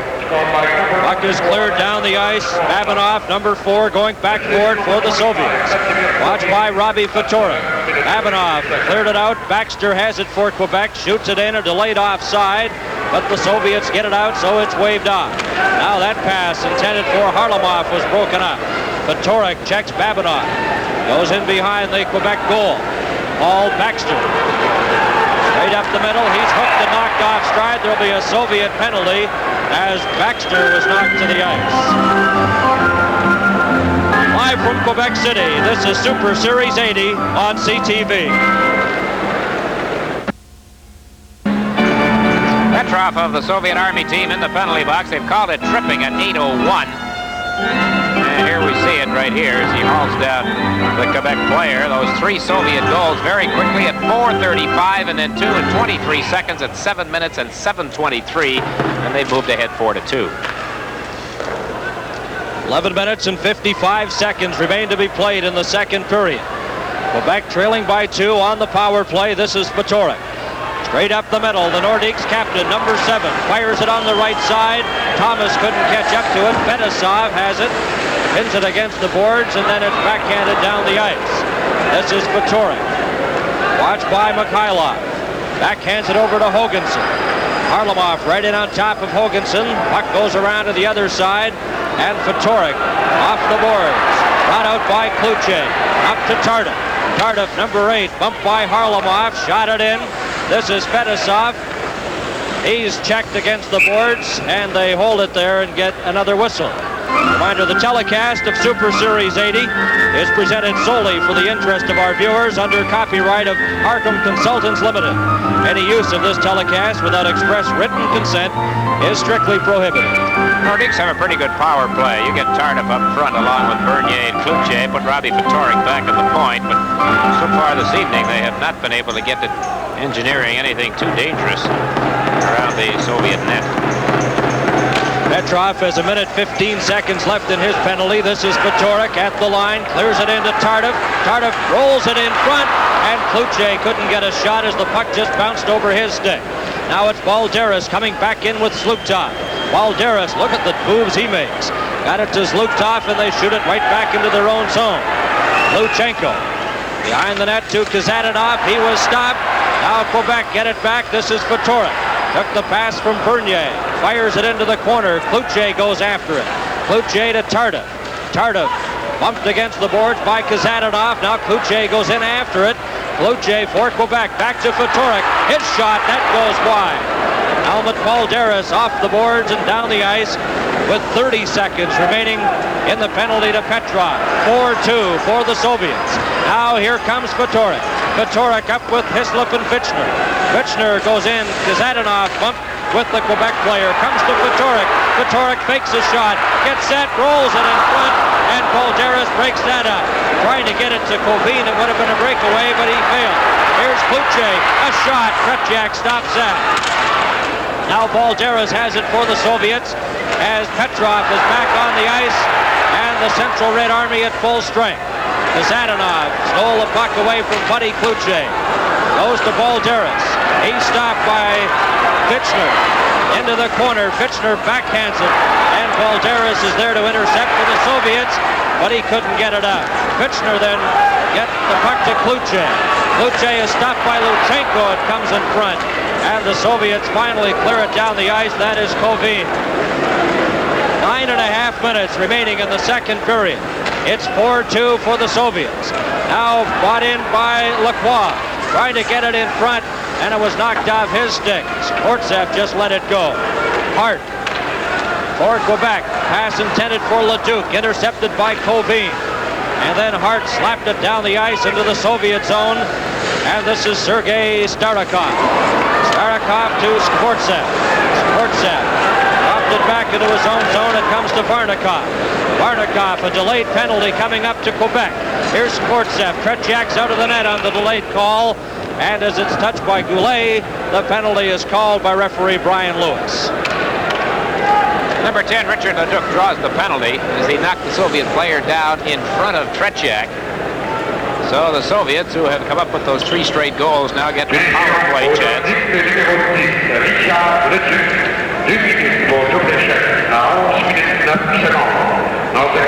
Well, the face-off will be in the Quebec zone to the left of goaltender Michel Dion, cross-checking to Leduc at 11:09. Tikhonov's going to do for stopwatches what Terezov did for note-taking, coaching his hockey team. True? Here's Babinov, number 4, off the boards to Harlamov, back to Fedosov, rolls it into Petrov. Boy, they move the puck with authority. Here's Harlamov. Harlamov, number 17, watched by Stewart. Gets it right in front, Fedosov, but he fanned on his shot. Now he tries to get it in front. Harlamov slapped away at it. It's cleared but not out. Petrov's shot deflected over the top of the net. Mikhailov trying to get it loose there. It's pinned in the meshing, and they hold it there, Baxter and Mikhailov. Well, the Soviets have not had a shot on goal since the last goal they scored. But by the same token, the Nordicks on that last penalty to Petrov managed just 1. And that was a very weak one by Kluche right near the end of their power play. And so you just can't let up with this team, Dick, as they showed when they got those quick goals. No, they had the skating room, Bernie, and they took advantage of it. Now it's Harlamov trying to get it back. Fatorik intercepted it there. Fatorik on that right side to Pierre Plante. Backhands it into the Soviet zone. 1 minute and 10 seconds left in the penalty. Now it's cleared to Babinov. Babinov up on the right side to Petrov. Petrov to the Quebec line. Banned on his pass, and it's shot back down the ice, and it's right to goaltender Tretiak. 4-2 for the Soviet Central Red Army. They're on the power play now. Fedosov gets it up to Mikhailov, to Harlamov. Harlamov drops it back. Fedosov back to Harlamov. His shot stopped, the rebound, and it's cleared into the corner as Michel Dion made a big save there. Soviets still have possession. This is Babinov. Gets it over to Mikhailov. Mikhailov rolls it, hit the side of the net, and Pierre Plante slaps it down the ice. 38 seconds left in the penalty to Leduc. 7 minutes and 28 seconds left. The puck is stolen. There's a shot. Tretiak grabbed that, and what an opportunity for Jamie Hisler. Now, Fedosov just handed him the puck right in front of the net. Tretiak very alertly making the stop. 31 seconds left in this Soviet power play. The first goal Balderas scored in this period, the one tying the game 2-2, came on a power play. Their first power play goal of the series, their 16th power play opportunity. Here we see Fedosov intercepted it in close, but Tretiak makes the stop. 25 seconds left in the penalty. Now here comes Makarov ahead to Balderas. Balderas going in right in front. He couldn't get a shot as Jerry Hart knocked him off stride. Hart in the corner for Quebec. Now 12 seconds left in the penalty. This is Balderas in the corner. Back to Makarov. Makarov, number 15, setting up. Drops it back to Kazadanov. A shot, and Dion stops that, and Hart has it for Quebec. As Leduc is back on the ice, Nordiks are at full strength. This is Thomas going in, and he was knocked off stride by Kazadanov. Makarov on the right side brings it back for the Soviets. Makarov, number 15, looking for Balderas. Drops it back, and it came outside the line. 6.5 minutes remaining in the second period. It's 4-2 for the Soviets. Here's Balderas going in, a shot, and that was deflected by defenseman Hart. Hislop tries to get it out. It's stopped at the line there by Starikov, and then his shot in turn was blocked by Jamie Hislop. Brought in by Colvin on the offside. With the score, the Soviets 4, Quebec 2. Super Series 80 pauses for a moment. Nordik's in a bit of a downer right here, Bernie. They're not checking well at all. I noticed Hislop was very tired. Obviously was going to need help. Went to the bench. Nobody jumped on. They played a few seconds a man short. They're just not with it right here. A little depressing the way the Soviets jumped in the lead, and they have the puck now back in the Quebec zone. As Quebec appeared to be right back into the game, but the Soviets with those quick goals leading 4-2. Now it's Skvortsov in the corner. He was stopped by Leg, and the puck goes around to Fitchner. Fitchner dropped it back to Paul Baxter. Baxter bringing it up for the Nordiques. Passed it right on the left side to Alexander Skvortsov. Now Leg gets it to Kluche. He's bumped by Varnikov, who brings it back now for the Soviets. Varnikov got to the Quebec line, and it was called on the delayed offside. Give us a chance to check the scoring in the game. Petrov made it 1-0 for the Soviets. Fitchner tied it. Then Thomas gave Quebec a 2-1 lead, but Balderas came back with 2 goals to tie it, and then the go-ahead goal, and then Skvortsov from Colvin, and that's how it stands now, 4-2. Petrov against Serge Bernier for the face-off. It's cleared to an open wing. This is Babinov. Babinov, number 4. Into Fedosov. Fedosov, who is sporting a really nasty cut on his left eye as a result of an injury picked up in the game against Montreal. The Soviet Army team arrived for this series with 14 men on the roster from the Challenge Cup team, which played against the NHL All-Stars last February. It's the so-called Soviet club team, and they were allowed to add 3 players from one of the other Soviet teams. They picked this line, and the line from the wings has played very well. There we have our Soviet counterpart, I believe. That's Eugenie Maidorov, and what a great player he was back in the 60s. And he's broadcasting the game back to the Soviet Union. There's a shot, cleared into the corner. Valery Harlamov. Harlamov to Petrov. Petrov at center. Coming up with Mikhailov. Rolls it in front. Mikhailov, a shot. And Michel Dion got his white pad in the way of that try. Back come the Quebec Nordiques. Bernier Shoots it into the corner. Babinoff after him. Bernier slaps it back to Weir. Weir's shot deflected, and that goes wide. Chasing it there is Fetisov. He dumped it out to center. Mikhailov lost it to Weir. Here comes Weir, back for Quebec. In with Tardif, rolls it in front, and Babinoff breaks that up. Bernier keeps it in. Bernier into the corner to Cloutier. Cloutier in front to Tardif, but it got away from him. And it's cleared right back to center. Varlamov trying to get by Weir. Weir's lost his stick. Going in with Petrov. And that puck hit the defenseman Hoganson and went wide. Bernier cleared it right to Fetisov. And Varlamov has it now for the Soviets with 4 minutes and 15 seconds left in the second period. Weir at his own line to Hoganson. Watch by Zluktov. Hoganson at center ice. Got it on the right wing side for Brackenbury. He couldn't knock the puck down. And it's cleared out now to Lacroix. Pierre Lacroix back to Hart. At center to Leduc. They're calling it on the offside pass. Hart from Leduc. From the Coliseum, Central Red Army and Quebec Nordiques, Super Series 80. Second intermission, we'll be speaking with Nordic's captain and former WHA MVP Robbie Fatorik, and the leader on defense for this Nordic team, Jerry Hart. Assistant coach Andre Boudria will be with us. We'll have highlights of the Edmonton Oilers Moscow Dynamo game 2 nights ago. And of course, Dick and Bernie will have highlights and analysis of this, the second period. Okay, Ron, 3:57 left in the second period. It's 4-2 for the Soviets. This is Jerry Hart, number 6, bringing it out for Quebec. Over to Leduc. Leduc stepped aside Zluktov, gives it to Goulet. Racing up to keep it in is Lacroix's shot, and Tretiak covers up in front, and they start to mix it up a little. Brackenbury and Zluktov. While this is going on here at the Coliseum, Quebec City, the Flyers are flying again, apparently, with 4 minutes to go in Buffalo. Philadelphia has taken a 4-2 lead over the Sabres. They are that close to running that amazing unbeaten streak of theirs to 35. Ready now, Colvin against Leduc for this face-off. To the left of goaltender Tretiak. Puck is dropped, it's back, and a shot deflected off a skate and goes wide. Sportsev. He was knocked against the boards. The puck rolls loose. Leduc goes after it. A good job by Goulet, though. Determination paying off, but he lost it at the last moment as he tried to clear it in front.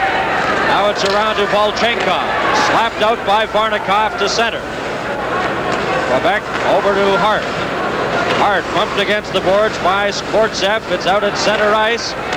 Goulet runs into the Soviet player, Volchenkov, and they hold it at center ice for a face-off. Number 16, Michel Goulet, just 19 years of age, youngest player on the Nordiques. Played junior here in Quebec, scored 73 goals his final junior year, and then signed as an underage player by Birmingham, the Nordiques' #1 amateur draft pick. Ended up back in his hometown. Fatorik wins the face-off that time, got it back to Legge. Legge stepped around Zluktov, brings it in for Quebec, over to Thomas. Thomas getting set for a shot, he was stopped.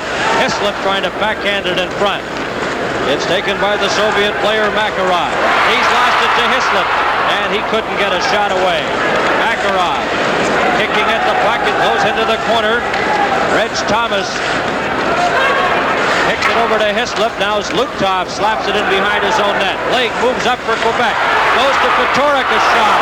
And that goes wide. This is Baxter. His drive is intercepted by Luchenko. Luchenko up on the right side to Makarov. Makarov failed on that pass to Zluktov, and it rolls over to Baxter. At center for Thomas. Thomas coming in with Fatorik, a shot. And Tretiak blocked that and then covers up with Robbie Fatorik looking for a rebound. And Tretiak looks over his shoulder at Fatorik, who can be a pesky kind of a guy. Played for Team USA in the Canada Cup back in '76. 2:14 left in the period, and the Nordiques came close. This was a pretty good shift for that line, Bernie. That was the best chance they had. Fatorik threading the needle on a screen, although perhaps Tretiak wasn't screened. He reacted to the shot, but it was just wide. They have to get one that would do them a lot of good if they could score between now and the end of this period. Trailing by 2 with 2:13 remaining in the second period. Weir scoops the puck high right in front, knocked down by Fetisov.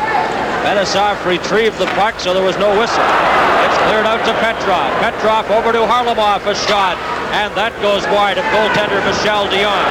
Now here's a break for Bernier. Going in against Fetisov. Fetisov blocked it back to Bernier, and he tried to get it to Stewart, but the pass was away behind him. Bernier keeps it in to Stewart. Stewart moving in front, back to Bernier. He can't get a shot, and the Soviets break that up. Mikhailov inside his own blue line. Now Babinov, number 4, takes the pass. Babinov back to Fetisov. At center to Petrov. Veteran center sends it back in. Now it's Harlamov, number 17. Harlamov bringing it up to the Quebec line.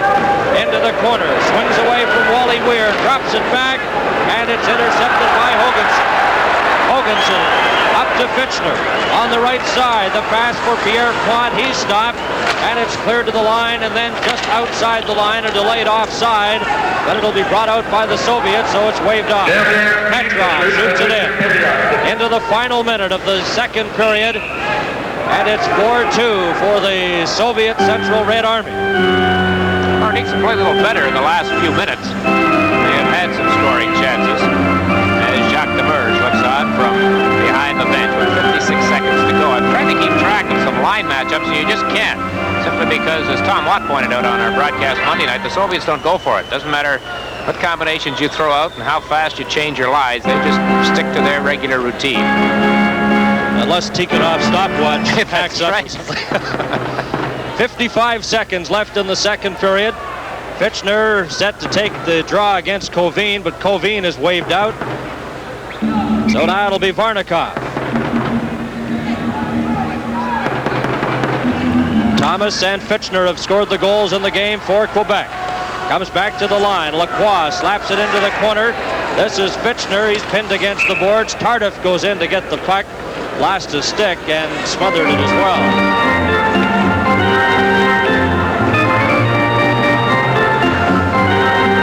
Well, there's Mark Tardif. You met him in the first intermission with Ron Roosh, and Ron will talk with Jerry Hart and Robbie Fatorik of the Nordiques when our second intermission begins.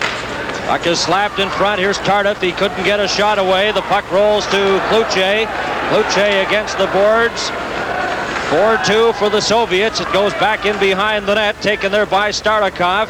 Up to his own blue line. Then he lost it. And it's Jerry Hart with 30 seconds remaining in the second period. Hart inside his own line. Got the puck away from Sportset. Now it's a head pass to Tardif. Tardif coming up with Fitchner. Got to the Soviet line, but that was it. Sportset backhands it to center. But back in by Kluche. Kluche, number 9, to Tardif, a shot. And Tretiak handled that shot without any problem. In front, it's cleared. And the Soviets get it off the boards and down the ice. And that'll do it for the second period as the siren goes. And a close bit of action in front of Tretiak in the dying seconds of period number 2. So at the end of the second period, the Soviets 4, Quebec 2, live from Quebec City. This is Super Series 80.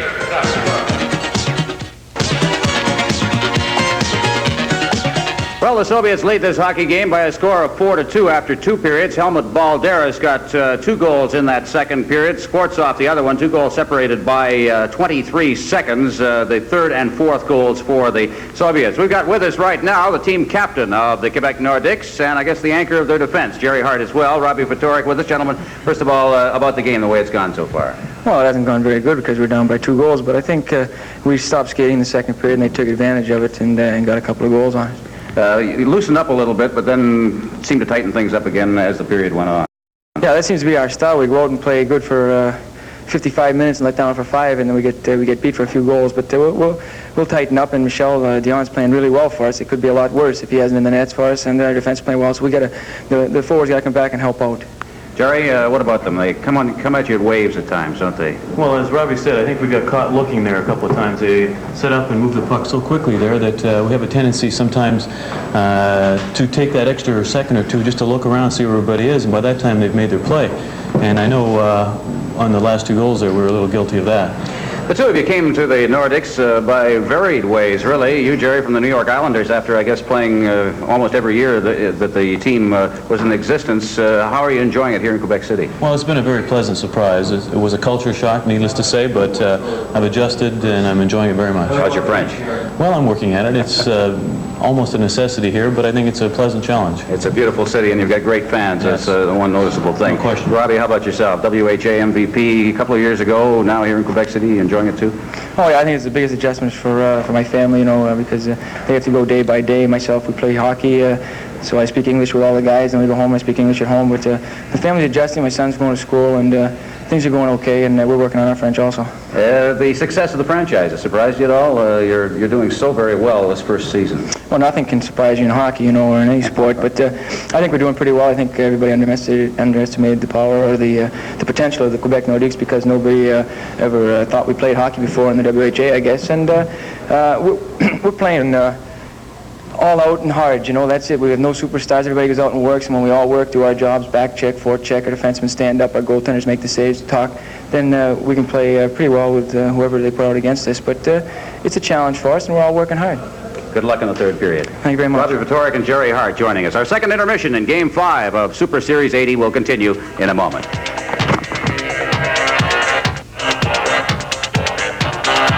Well, two of the top teams from the Soviet Union, their top national league, are here. As a matter of fact, the number 1 and number 2 team in the league, the Soviet Central Red Army's lost only 2 of 25 games so far this year. Second, but just 4 points behind them in the standings, Moscow Dynamo, and in third place is Moscow Spartak, the 3 Soviet teams on top right now. Moscow Dynamos played night before last in Edmonton. We'll get the full story on the win for the Dynamos. They're second now as we switch to Edmonton, and here with the report, Al McCann. Vladimir Semenyov got the Moscow Dynamo on the scoreboard with this power play goal against Oiler netminder Eddie Mio in the first period. Ron Chipperfield's errant pass led to an unassisted goal by Golikov, and the touring Soviets had a 2-0 margin after 2 in a listless game played before a sellout throng at the Coliseum. The only Oiler bright spot came with 5 minutes left when teenage sensation Wayne Gretzky drilled a bullet by Vladimir Mishkin. However, the comeback was short-lived. The Dynamo hit for 2 quick goals a minute later. Veteran Alexander Maltsev beat Mio, followed in 19 seconds by a counter from Vladimir Lavrentiev, and Dynamo had their second straight win over NHL opposition, which has to make our Canadian Olympic team look good. Soviet official Andrei Sakharov called 3 penalties, all against the Oilers. Al McCann reporting from Edmonton. Well, Andre Boudria has joined us. He's an assistant coach now with the Quebec Nordiques. Andre, the Soviets in that second period kind of came in waves at them again. Well, I guess the Soviet, maybe they read my quote yesterday. So I said that they didn't play in Buffalo the way they can play, and they're coming out the way I seen them play in the World Championship and Challenge Cup last year.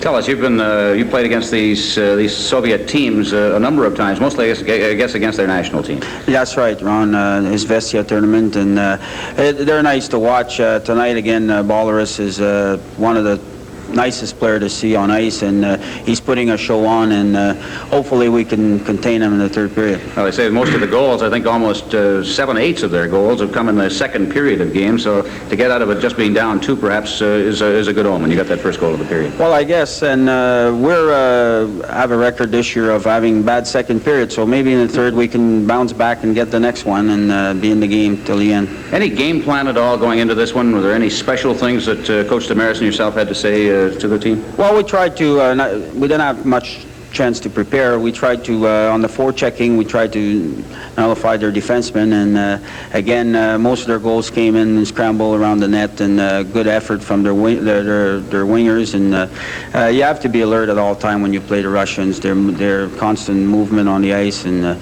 we see them at their best tonight.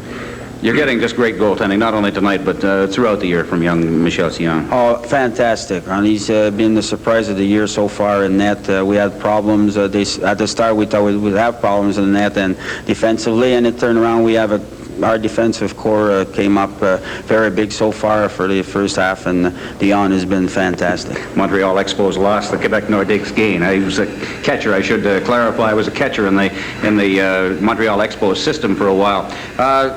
looking ahead now, first of all, this whole weekend is a little tough. Difficult to get prepared for this one after what was really a big game for you last night in Toronto. Toronto, was definitely a big game.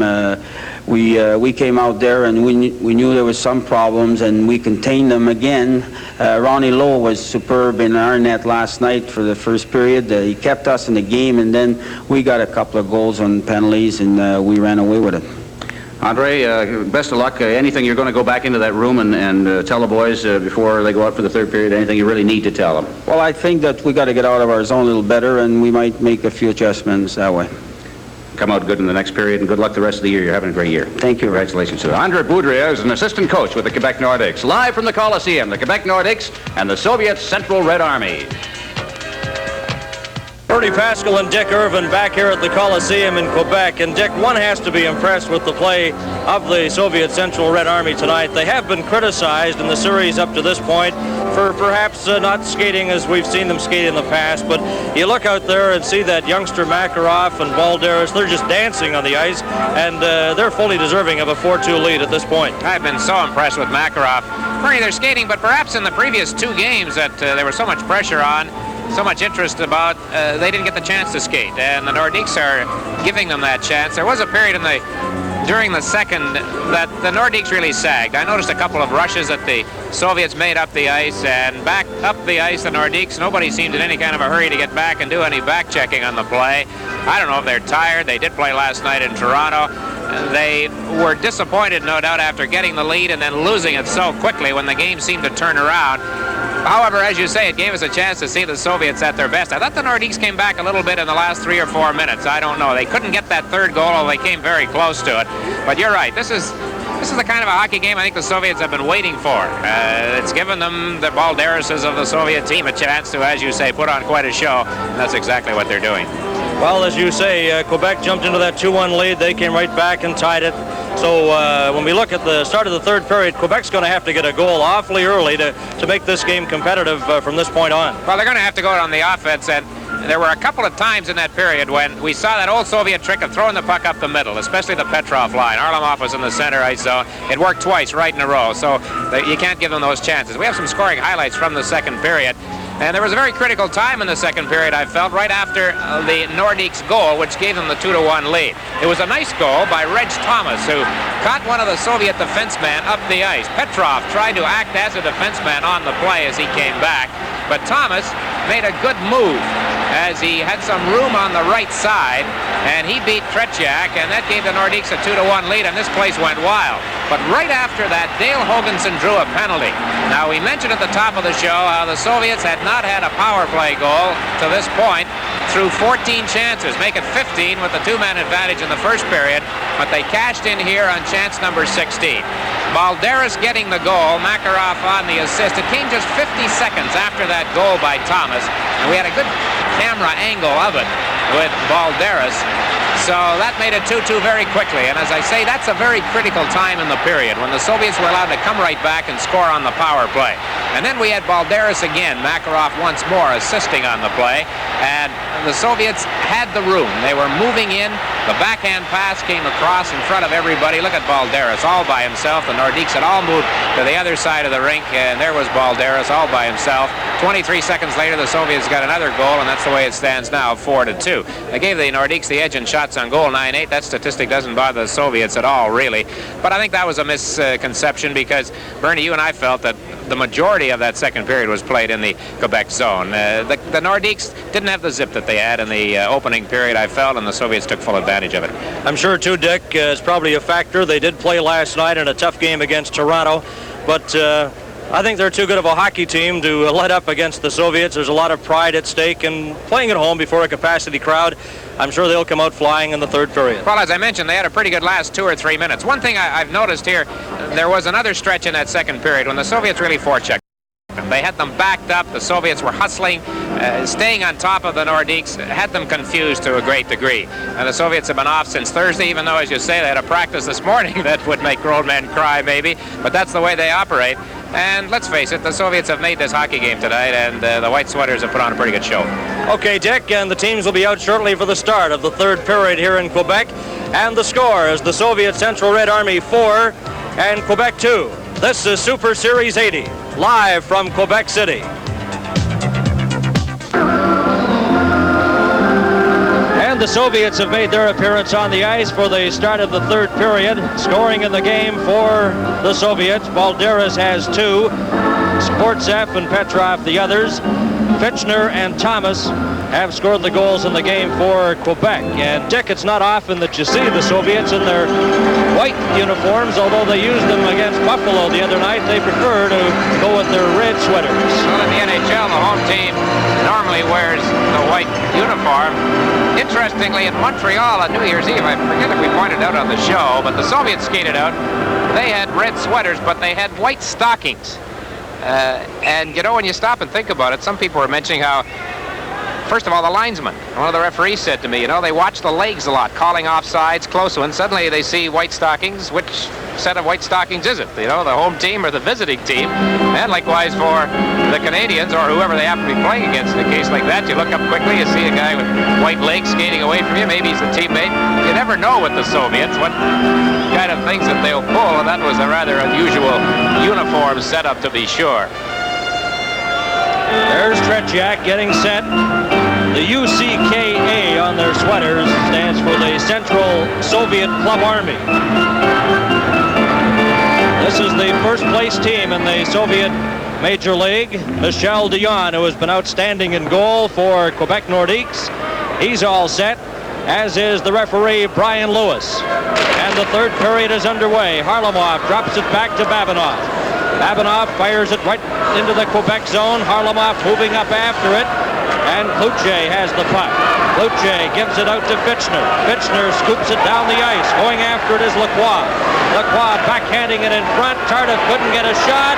There's a drive, and it's knocked down.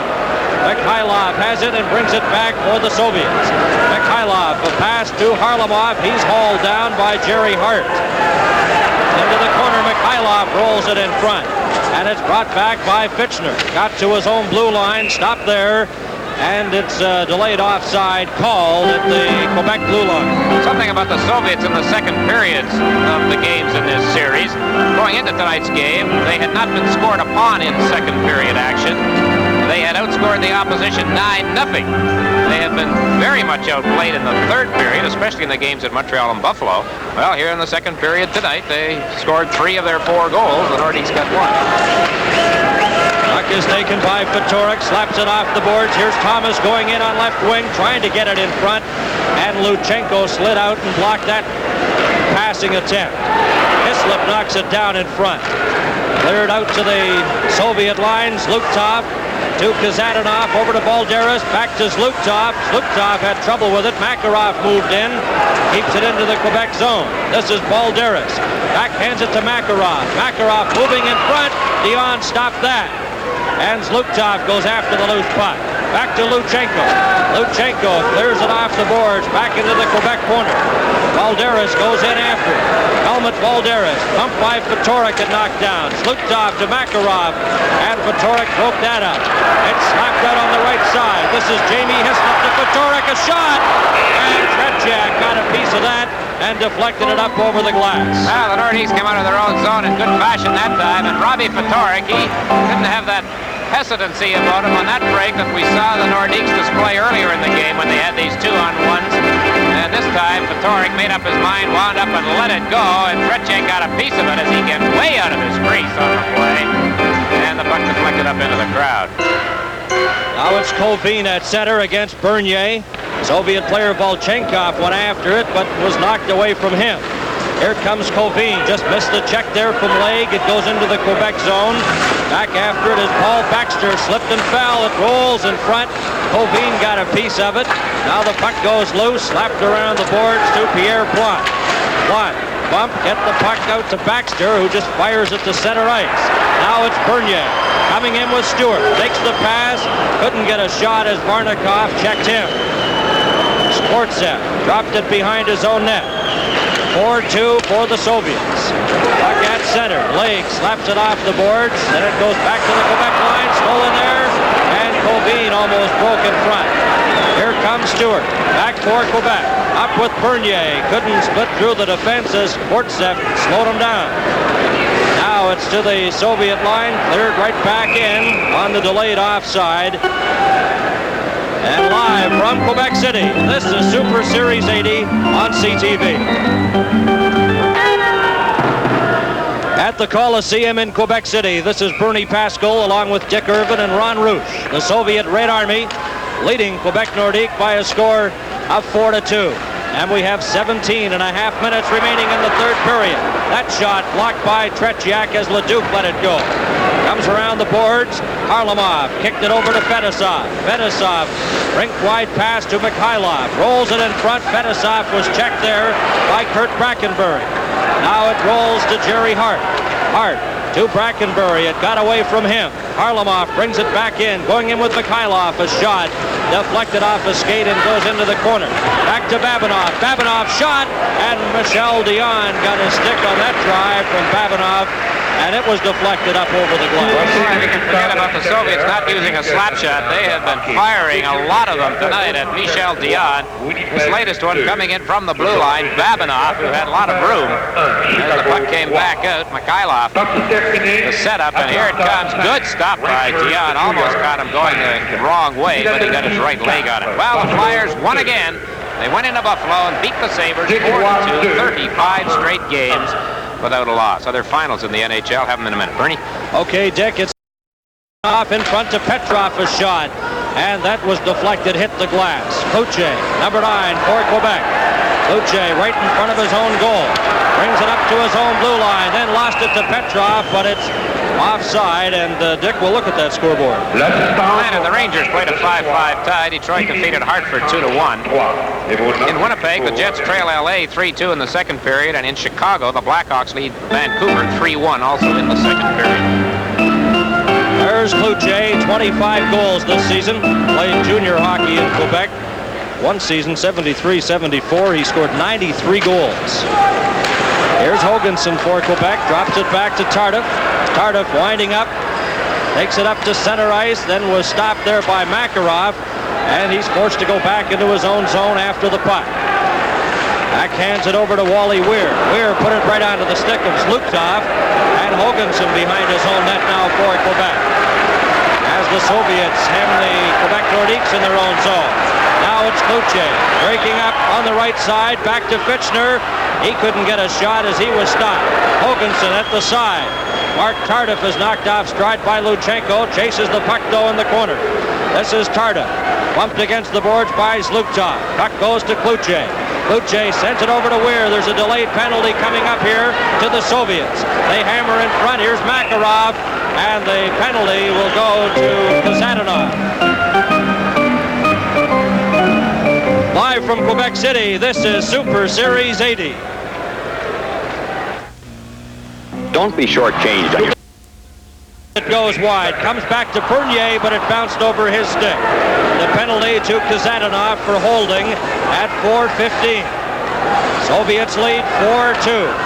This is a glorious opportunity for Quebec to get back in the game. Vitorin. He was checked by Colvin. The puck goes to Bernier. Bernier, he was stopped, now forced to go back as Varnikov tied him up. It's backhanded in. Here's a chance for Lacroix moving in front. Bumped off the puck there by Starikov. Starikov, number 14, dumps it down the ice. Here's a break for Colvin, going in on goal. He scores, but it's whistled on the offside pass. No goal. Definitely a two-line pass on that one. The Soviets have been sending two men in deep sometimes while they're killing the penalties, and they had the Nordiques quite baffled here a while back. This pass from inside the Soviet zone. It's a two-line. Gone as the rush was taking place, and as soon as Colvin picked up the puck. 118 left of the penalty to Kasatonov, who was caught for holding as there was a hassle in front of the net as the play was going on in the Nordique zone. This is Thomas backhanding it to Hoganson. Back to Thomas.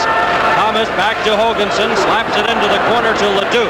Leduc knocked against the boards by Fedosov. Chases the puck. Gets it back to Robbie Vitorin. Into the corner. Fedosov breaks that up. Knocks down Leduc. Hislop has it for Quebec. Back to Vitorin. Vitorin to Hislop. In front, a shot. That's blocked by Fedosov. And intercept. They score! Hislop scores for Quebec.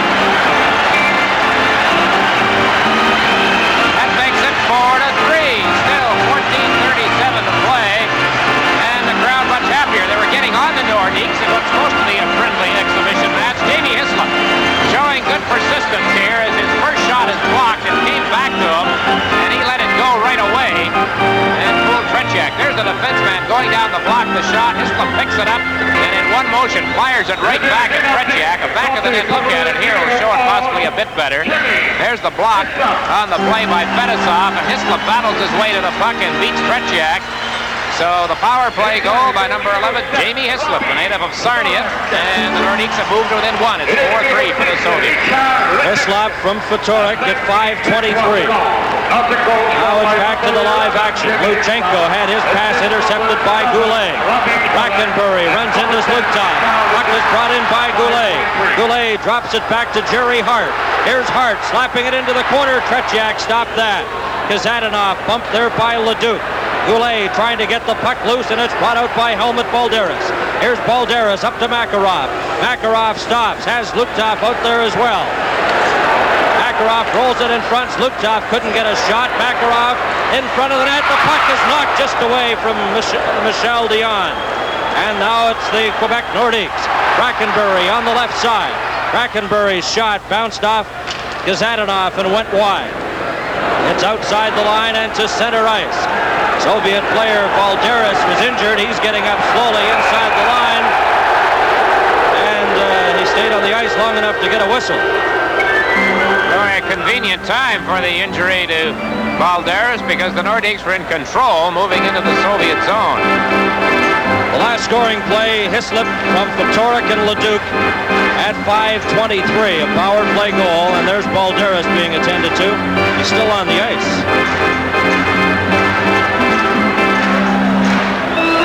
He has 2 goals in this game for the Soviets.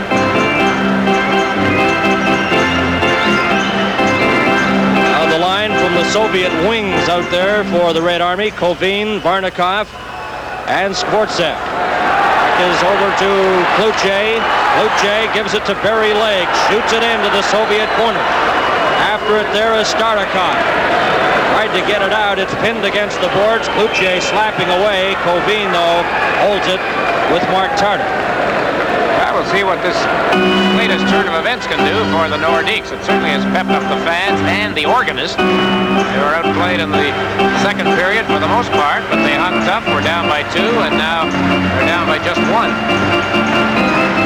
13 minutes and 25 seconds remain to be played in the third period.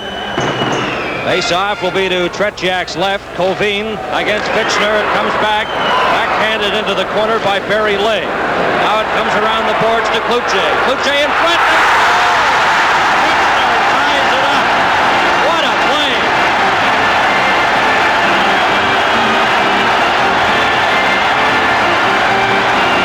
We're going to have a delay here. They've started to throw things on the ice. Fitchner with his second goal of the game. And what a beautiful setup from Kluche.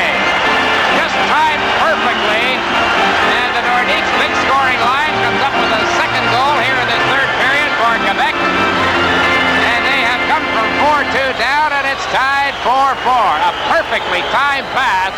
Fitchner off to Tretiak's right at the goalpost as the pass comes right across the ice from Kluche, number 9. He took a look, and look at Fitchner. He should have been taken out by the Soviets, but he wasn't. Comes right off the face-off as the line connects. The Soviets with the clearing pass along the boards, intercepted by Kluche, right across the ice. Tretiak couldn't get there in time. 4-4 as Bob Fitchner scores his second of the game. And the Soviet defenseman Starikov was really burned on that play by Fitchner. It's 4-4 with 13:10 remaining. Fitchner from Kluche and Legg at 6:43. Now the puck is at center ice, and it's over 2 lines on an offside pass. Dick, that has brought the crowd to life here in Quebec. Bernie, it was interesting, as I mentioned, the crowd got on the Nordiques early in this period. They were being checked very closely, especially on that power play in the early stages. But now the crowd is clapping and the organist is playing, and suddenly this is a happy place. 4-4 tie. The puck is stopped there by Stewart. Goes to Babanov. Babanov had trouble but brings it up. Harlamov, number 17 on the right side. Harlamov swinging away from Hart. Tried to jam it from that short side, but Dion had it well covered. This is Stewart. Off the boards into the Soviet zone. Stewart shot, and Tretiak blocked that. Comes around the board. Stopped there by Lacroix. Then Harlamov stole it from him. It's cleared out to Mikhailov. Going in with Petrov. Tried to return the pass, but that was broken up. Here's Fetisov. Right in front, a shot. And Dion got a piece of that. They score! Petrov in front to Mikhailov, who was all alone. Now that's a tough break for the Nordicks. Barry Lake had a chance to clear the puck out of the Nordicks zone and didn't quite click on it. And that gave them a chance to fire it back in. Right there, see, Lake had it on the stick, didn't get a piece of it. The first shot was stopped, but out in front of the net. There is Mikhailov, the veteran, and he throws it right upstairs. And very quickly, the Soviets have taken the lead again. There's the first save of Mikhailov, no doubt about it. Petrov to Mikhailov. There's a familiar combination, and there's the score. The Soviets back on top. Mikhailov from Petrov and Fetisov at 7:36. And we have 12:15 remaining in the third period. Here comes Balderas, stopped at center. Vitorik left the puck there for Barry Legg, and he shoots it into the Soviet zone. The Soviets leading 5-4. Luchenko is hauled down in his own corner. The puck is underneath the players, and we get another whistle. From the Coliseum, the Central Red Army and Quebec Nordiques, Super Series 80.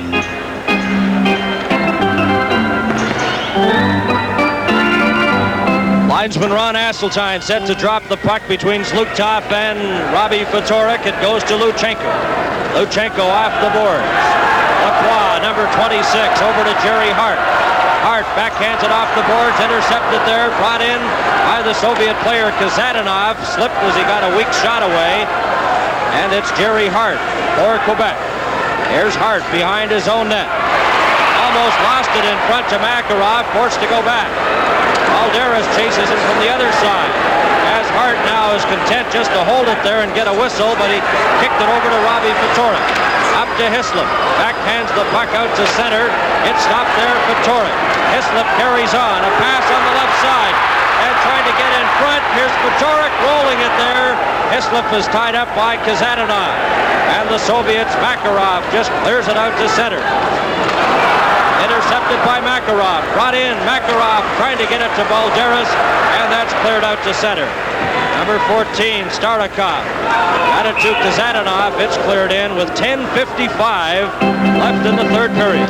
As we've become accustomed to the Soviet names over the years, you had the great Anatoly Firsov, then of course along came Harlamov in the series in 1972, but something tells me that as international hockey progresses over the next few years, Sergei Makarov is a name that we are going to be talking a lot about. Just 21 years of age, leading point getter in the Soviet League, and here tonight he's put on a great show. And the shortest member of the Central Red Army at 5'7". Makarov has really been dazzling everyone in this series. This is Colvin almost breaking away. Leduc has it for Quebec. Gets it to Brackenbury. A shot juggled by Tretiak. Rolls it in front. Brackenbury ran into Colvin and knocked him to the ice. Up on the right side, this is Sportsev.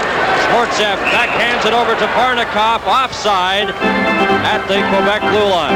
Some of these Soviet players are going to take back more than the souvenirs that they buy tomorrow in Montreal with them when they return home. They're going to take a few bruises courtesy of Kurt Brackenbury. He has really been throwing his weight around. Alexander Sportsov, one of the members of the Soviet wings, joining the Red Army team for this particular series. You mentioned Brackenbury, Dick, a native of Kapuskasing, Ontario. When they played the Soviets 2 years ago, he was the most valuable player in that game when Quebec defeated the Soviets 6-1. And he's certainly been running into every Soviet he sees tonight.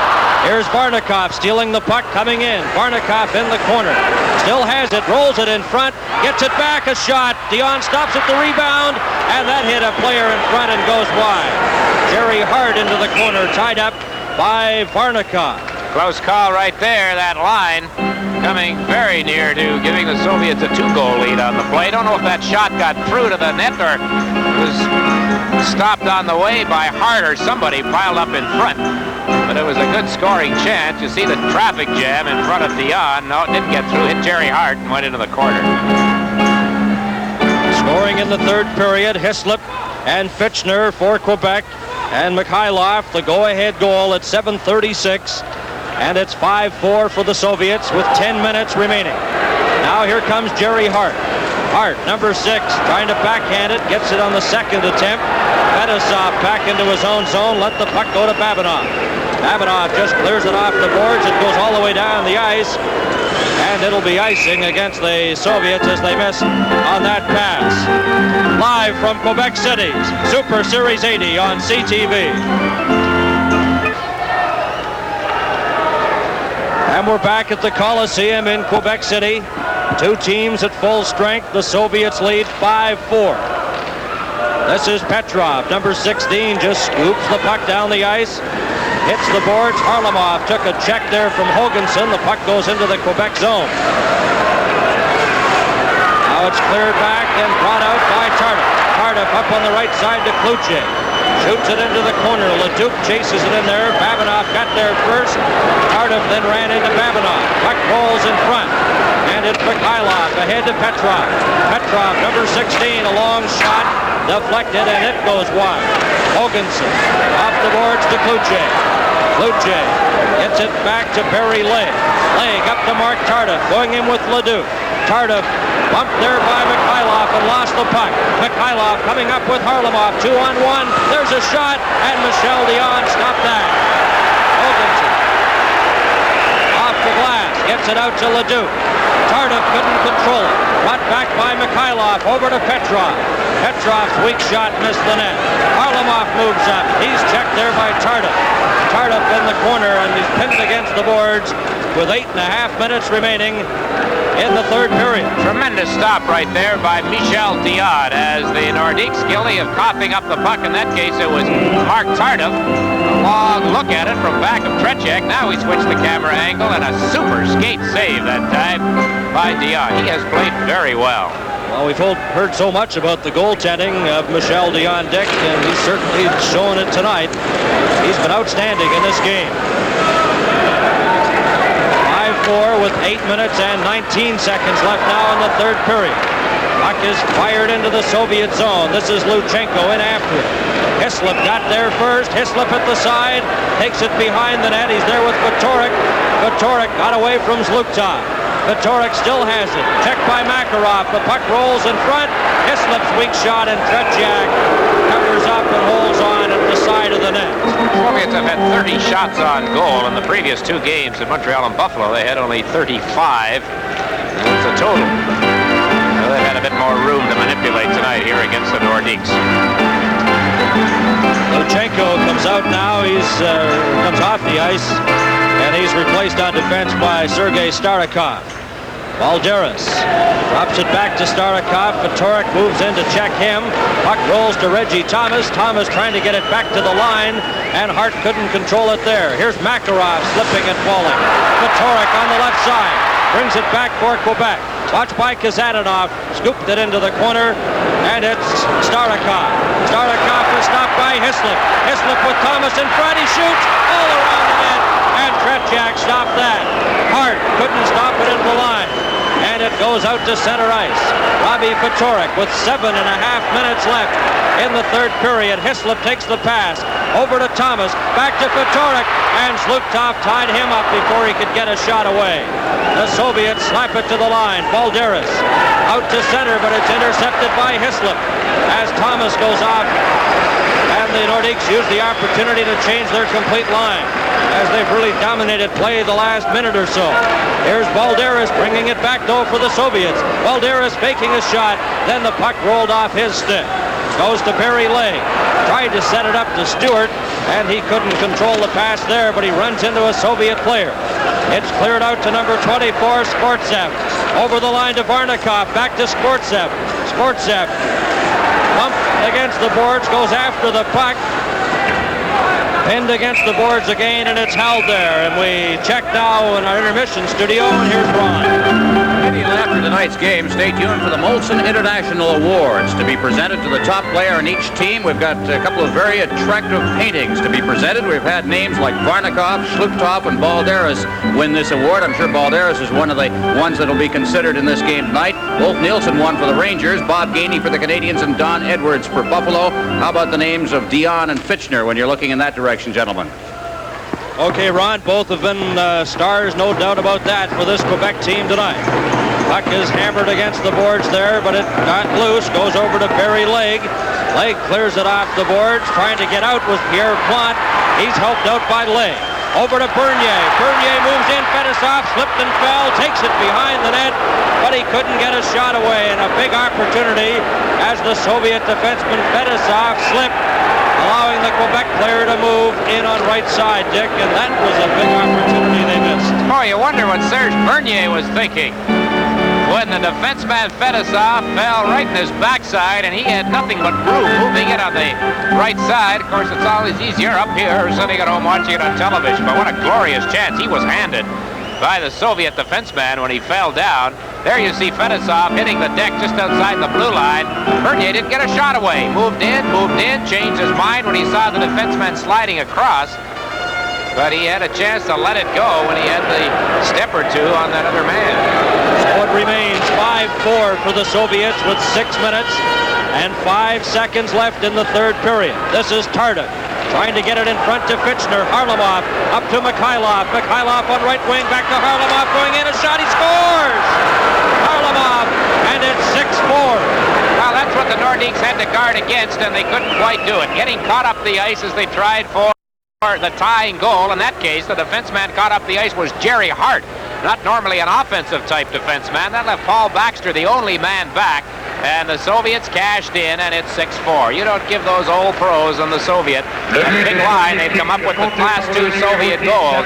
But when somebody like Harlamov sees the chance, boy, they didn't waste any time. Pitter tic-tac-toe with the puck between Harlamov and Mikhailov, and Valery Harlamov moves the Soviets ahead by 2, 6-4. And defenseman Fedosov was right there in case there was a rebound. Here's Tardif's shot, hit the side of the net and goes wide. 5 minutes, 41 seconds left in the third period. It's 6-4 for the Soviet Central Red Army. Now it's brought out by Makarov. Got to center, over to Kazadanov, back to Makarov. Makarov trying to get it to Balderas, and Jerry Hart breaks that up.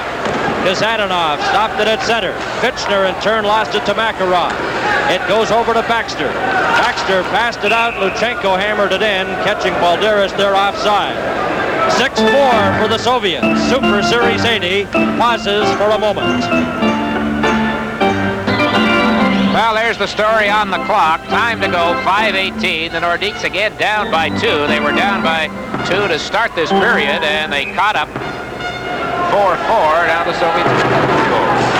Goals by Hislop and Fitchner had it tied at 4-4, but Mikhailov and Harlamov, the 2 veterans, have given the Soviets that 2-goal edge. Here's Sportzev going into the corner, puts on the brakes, Kovin's in front, but the pass never got through. Varnikov at the side, and Michel Dion blocked that. Goes against the boards. Brackenbury trying to get it out, it moves right in front. Here's Kovin trying to get a shot, and he was stopped by Hoganson. Puck is cleared outside the line, stopped there by Volchenkov, and they hold it against the boards. And let's go back to our intermission studio. Here's Ron. Well, the Quebec Nordiques have a history in international exhibition play. December 12, 1978. Soviets beat the Nordiques 6-3. As you can see there, there was a 3-3 tie almost a year earlier than that. And then remember that game that was on CTV, January 8th, 1977. The Nordiques hammered the Soviets in that game. 6-1. The star of the game was Kurt Brackenbury. And here with 4:39 remaining in the game, it's 6-4 for the Central Red Army. Goes around the board. Moving up is Volchenkov. He couldn't get to it, and Jerry Hart has it. Cleared it. The pass intended for Goulet goes right into the Soviet zone, and it's icing as the puck is touched there by Starikov. And Dick, it'll be a case of Jacques Demers pulling all stops now. Bernie, the name of the game is taking advantage of your scoring opportunities, and we saw quite a contrasting situation here. Bernier had what looked like a big one for the Nordiques when he moved down the right side. Didn't cash in on it. A couple of minutes later, the Soviets got a break, 2-on-1, and they scored, make it 6-4. Back to the action. The puck is cleared off the boards. Jamie Hislop trying to get it out. Vitorik helped him, but it goes to Harlamov. Harlamov then is stopped, and it's Reg Thomas. Thomas to Vitorik. Vitorik coming up with Hislop, getting set, rolls it in front, and Thomas was stopped there by Babinov.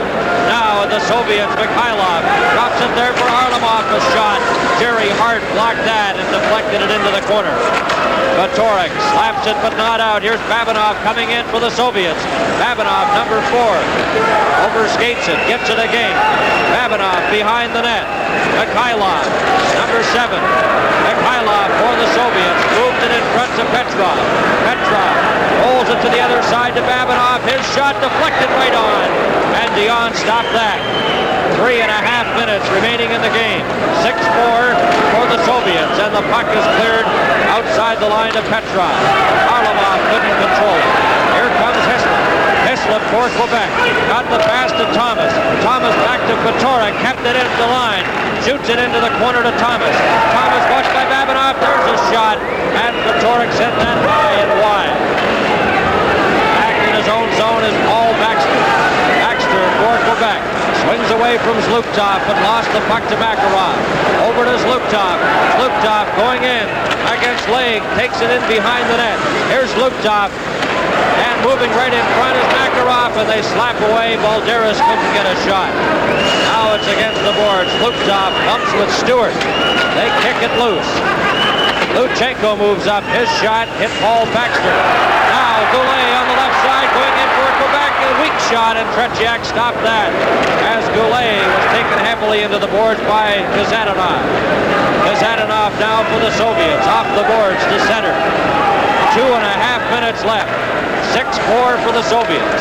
This is Bernier. He's stopped. The puck goes to Balderas. Balderas going in against Baxter. Right in front, a shot. Oh, and Michel Dion deflected that wide. Leg runs into the Soviet player Makarov. They hammer away at the side, and it's held there for a whistle. From the Coliseum, the Central Red Army and the Quebec Nordiques in Game 5 of Super Series 80. We've talked earlier how the Soviets have gone so much more to the slap shot in recent years, but right here we see Helmut Balderas, the old style, shooting off the stick handle as he moves the puck through the 2 Nordique defenders. Dion gets enough of it to deflect it wide, but that was a good, quick shot. Final 2 minutes and 7 seconds in the game. 6-4 for the Soviets. Here's a chance now. Oh, and that shot just goes wide as Kluche broke in and got a shot that just missed the net. Inside the Soviet line. Tardif tried to keep it in there. It's shot down the ice. And this is Weir going back after it. It's icing against the Central Red Army. And time is running out on the Nordiques. 1:47 left. I don't know if Jacques Demers is in the habit of pulling a goaltender when his team is down by 2.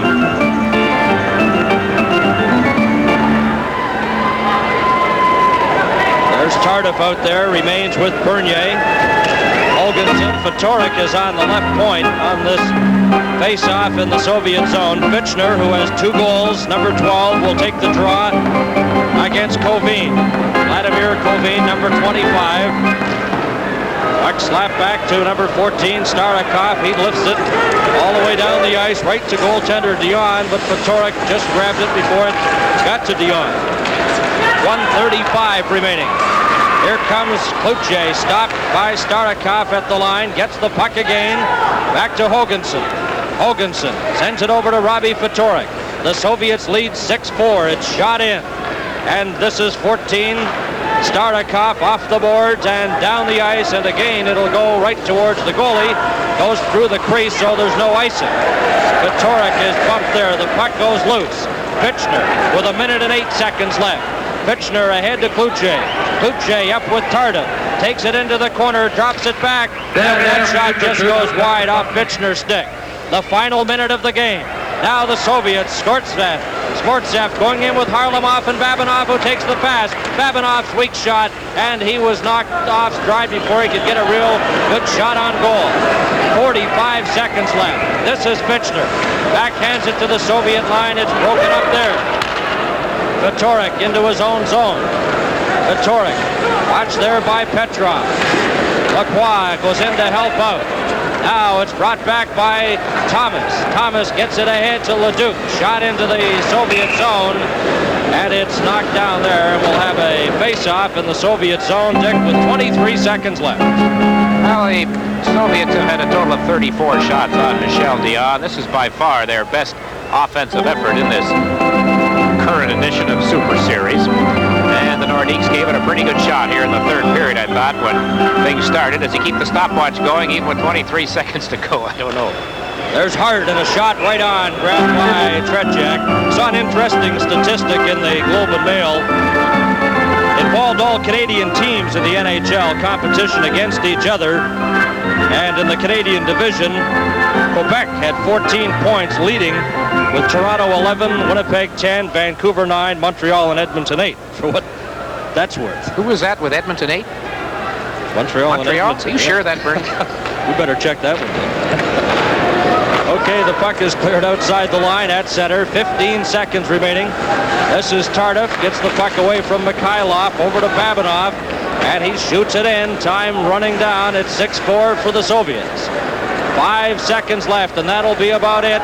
Here's Tardif shooting the puck. It's knocked down, backhanded in, offside, and there goes the siren, and the game is over. And the Soviets, after seeing Quebec come back to tie it in the third period, broke away with 2 goals by Mikhailov and Harlamov. One at 7:36, the eventual winner, the other at 14:06. And the players congratulating their respective goaltenders, the Soviets with Tretiak, and their backup goalie there is Alexander Tishnik. So as they shake hands, the final score, the Soviets 6, Quebec 4. We'll return with the most valuable awards in a moment.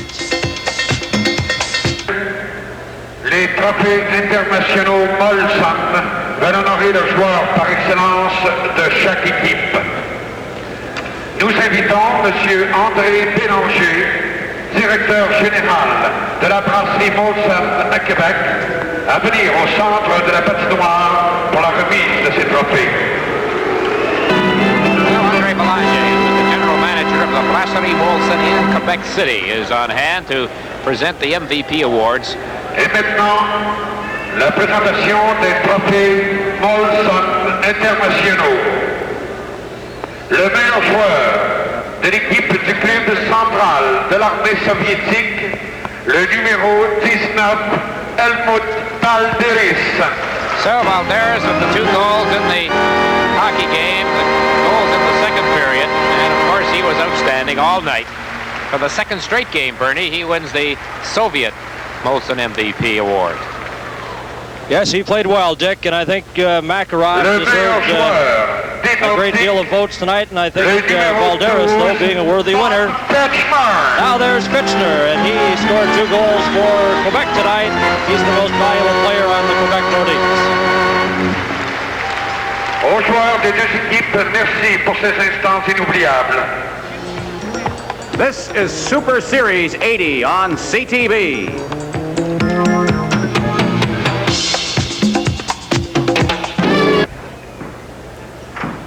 Well, the Soviet Central Red Army come away with a 6-4 victory in what was a pretty good hockey game, I thought. All things considered, 2 late goals by the veterans, Mikhailov and Harlamov, finally winning it as the Soviets outshoot Quebec by a 34-26 margin. The star of the game, so far as the Nordiks was concerned, is Bob Fitchner. Bob, you picked up, I thought, a couple of pretty nice goals in the game, especially that first one you made the great move on Tretiak. Yeah, it was a nice pass from Buddy Kluche, of course, and I just had Tretiak leaning the right way, and it's a move I've tried in practice, and I think I tried about over 20 in practice, so it's about time one went in. Tell me about the game, all told. What did you think about it? Well, it's a typical Russian game. They never quit skating. They always come at you. They're always looking for that drop pass back, and I don't know, we had one lapse there for about 2 minutes where we just struggled on our own end. We weren't aware of the guy at the side of the net. They got 2 goals from there. Basically, that was, in my estimation, a hockey game, those 2 goals. You got caught on a couple of breakouts from them late in the game. I guess that's what cost you after you tied it up. Well, we started to try to press a little bit, and they just held one man up around the red line, or trying to go for a 2-on-1, and they did get a few 2-on-1s. Fortunately, Michel Dion came up with a few big saves to keep the score down. You're in the WHA, what, 7 years now? Had you played the Soviets before? I think this is about the 5th game I've played against them. You know, we've had good success basically against them. Just tonight, we missed a few chances, and they got that 2 quick goals, and that was, like I said, the game. How are you enjoying the NHL, the way it is now? Your first year, I guess, into as the Nordics come back into the NHL. Is any adjustment at all required? I just feel that the biggest thing about playing NHL is that we're playing different clubs all the time. It's easier to get motivated for the games, whereas last year we played the 5 teams all the time, and motivation is a factor, I think, for our hockey club right now. Plus, we have a lot more depth than we've had in the past.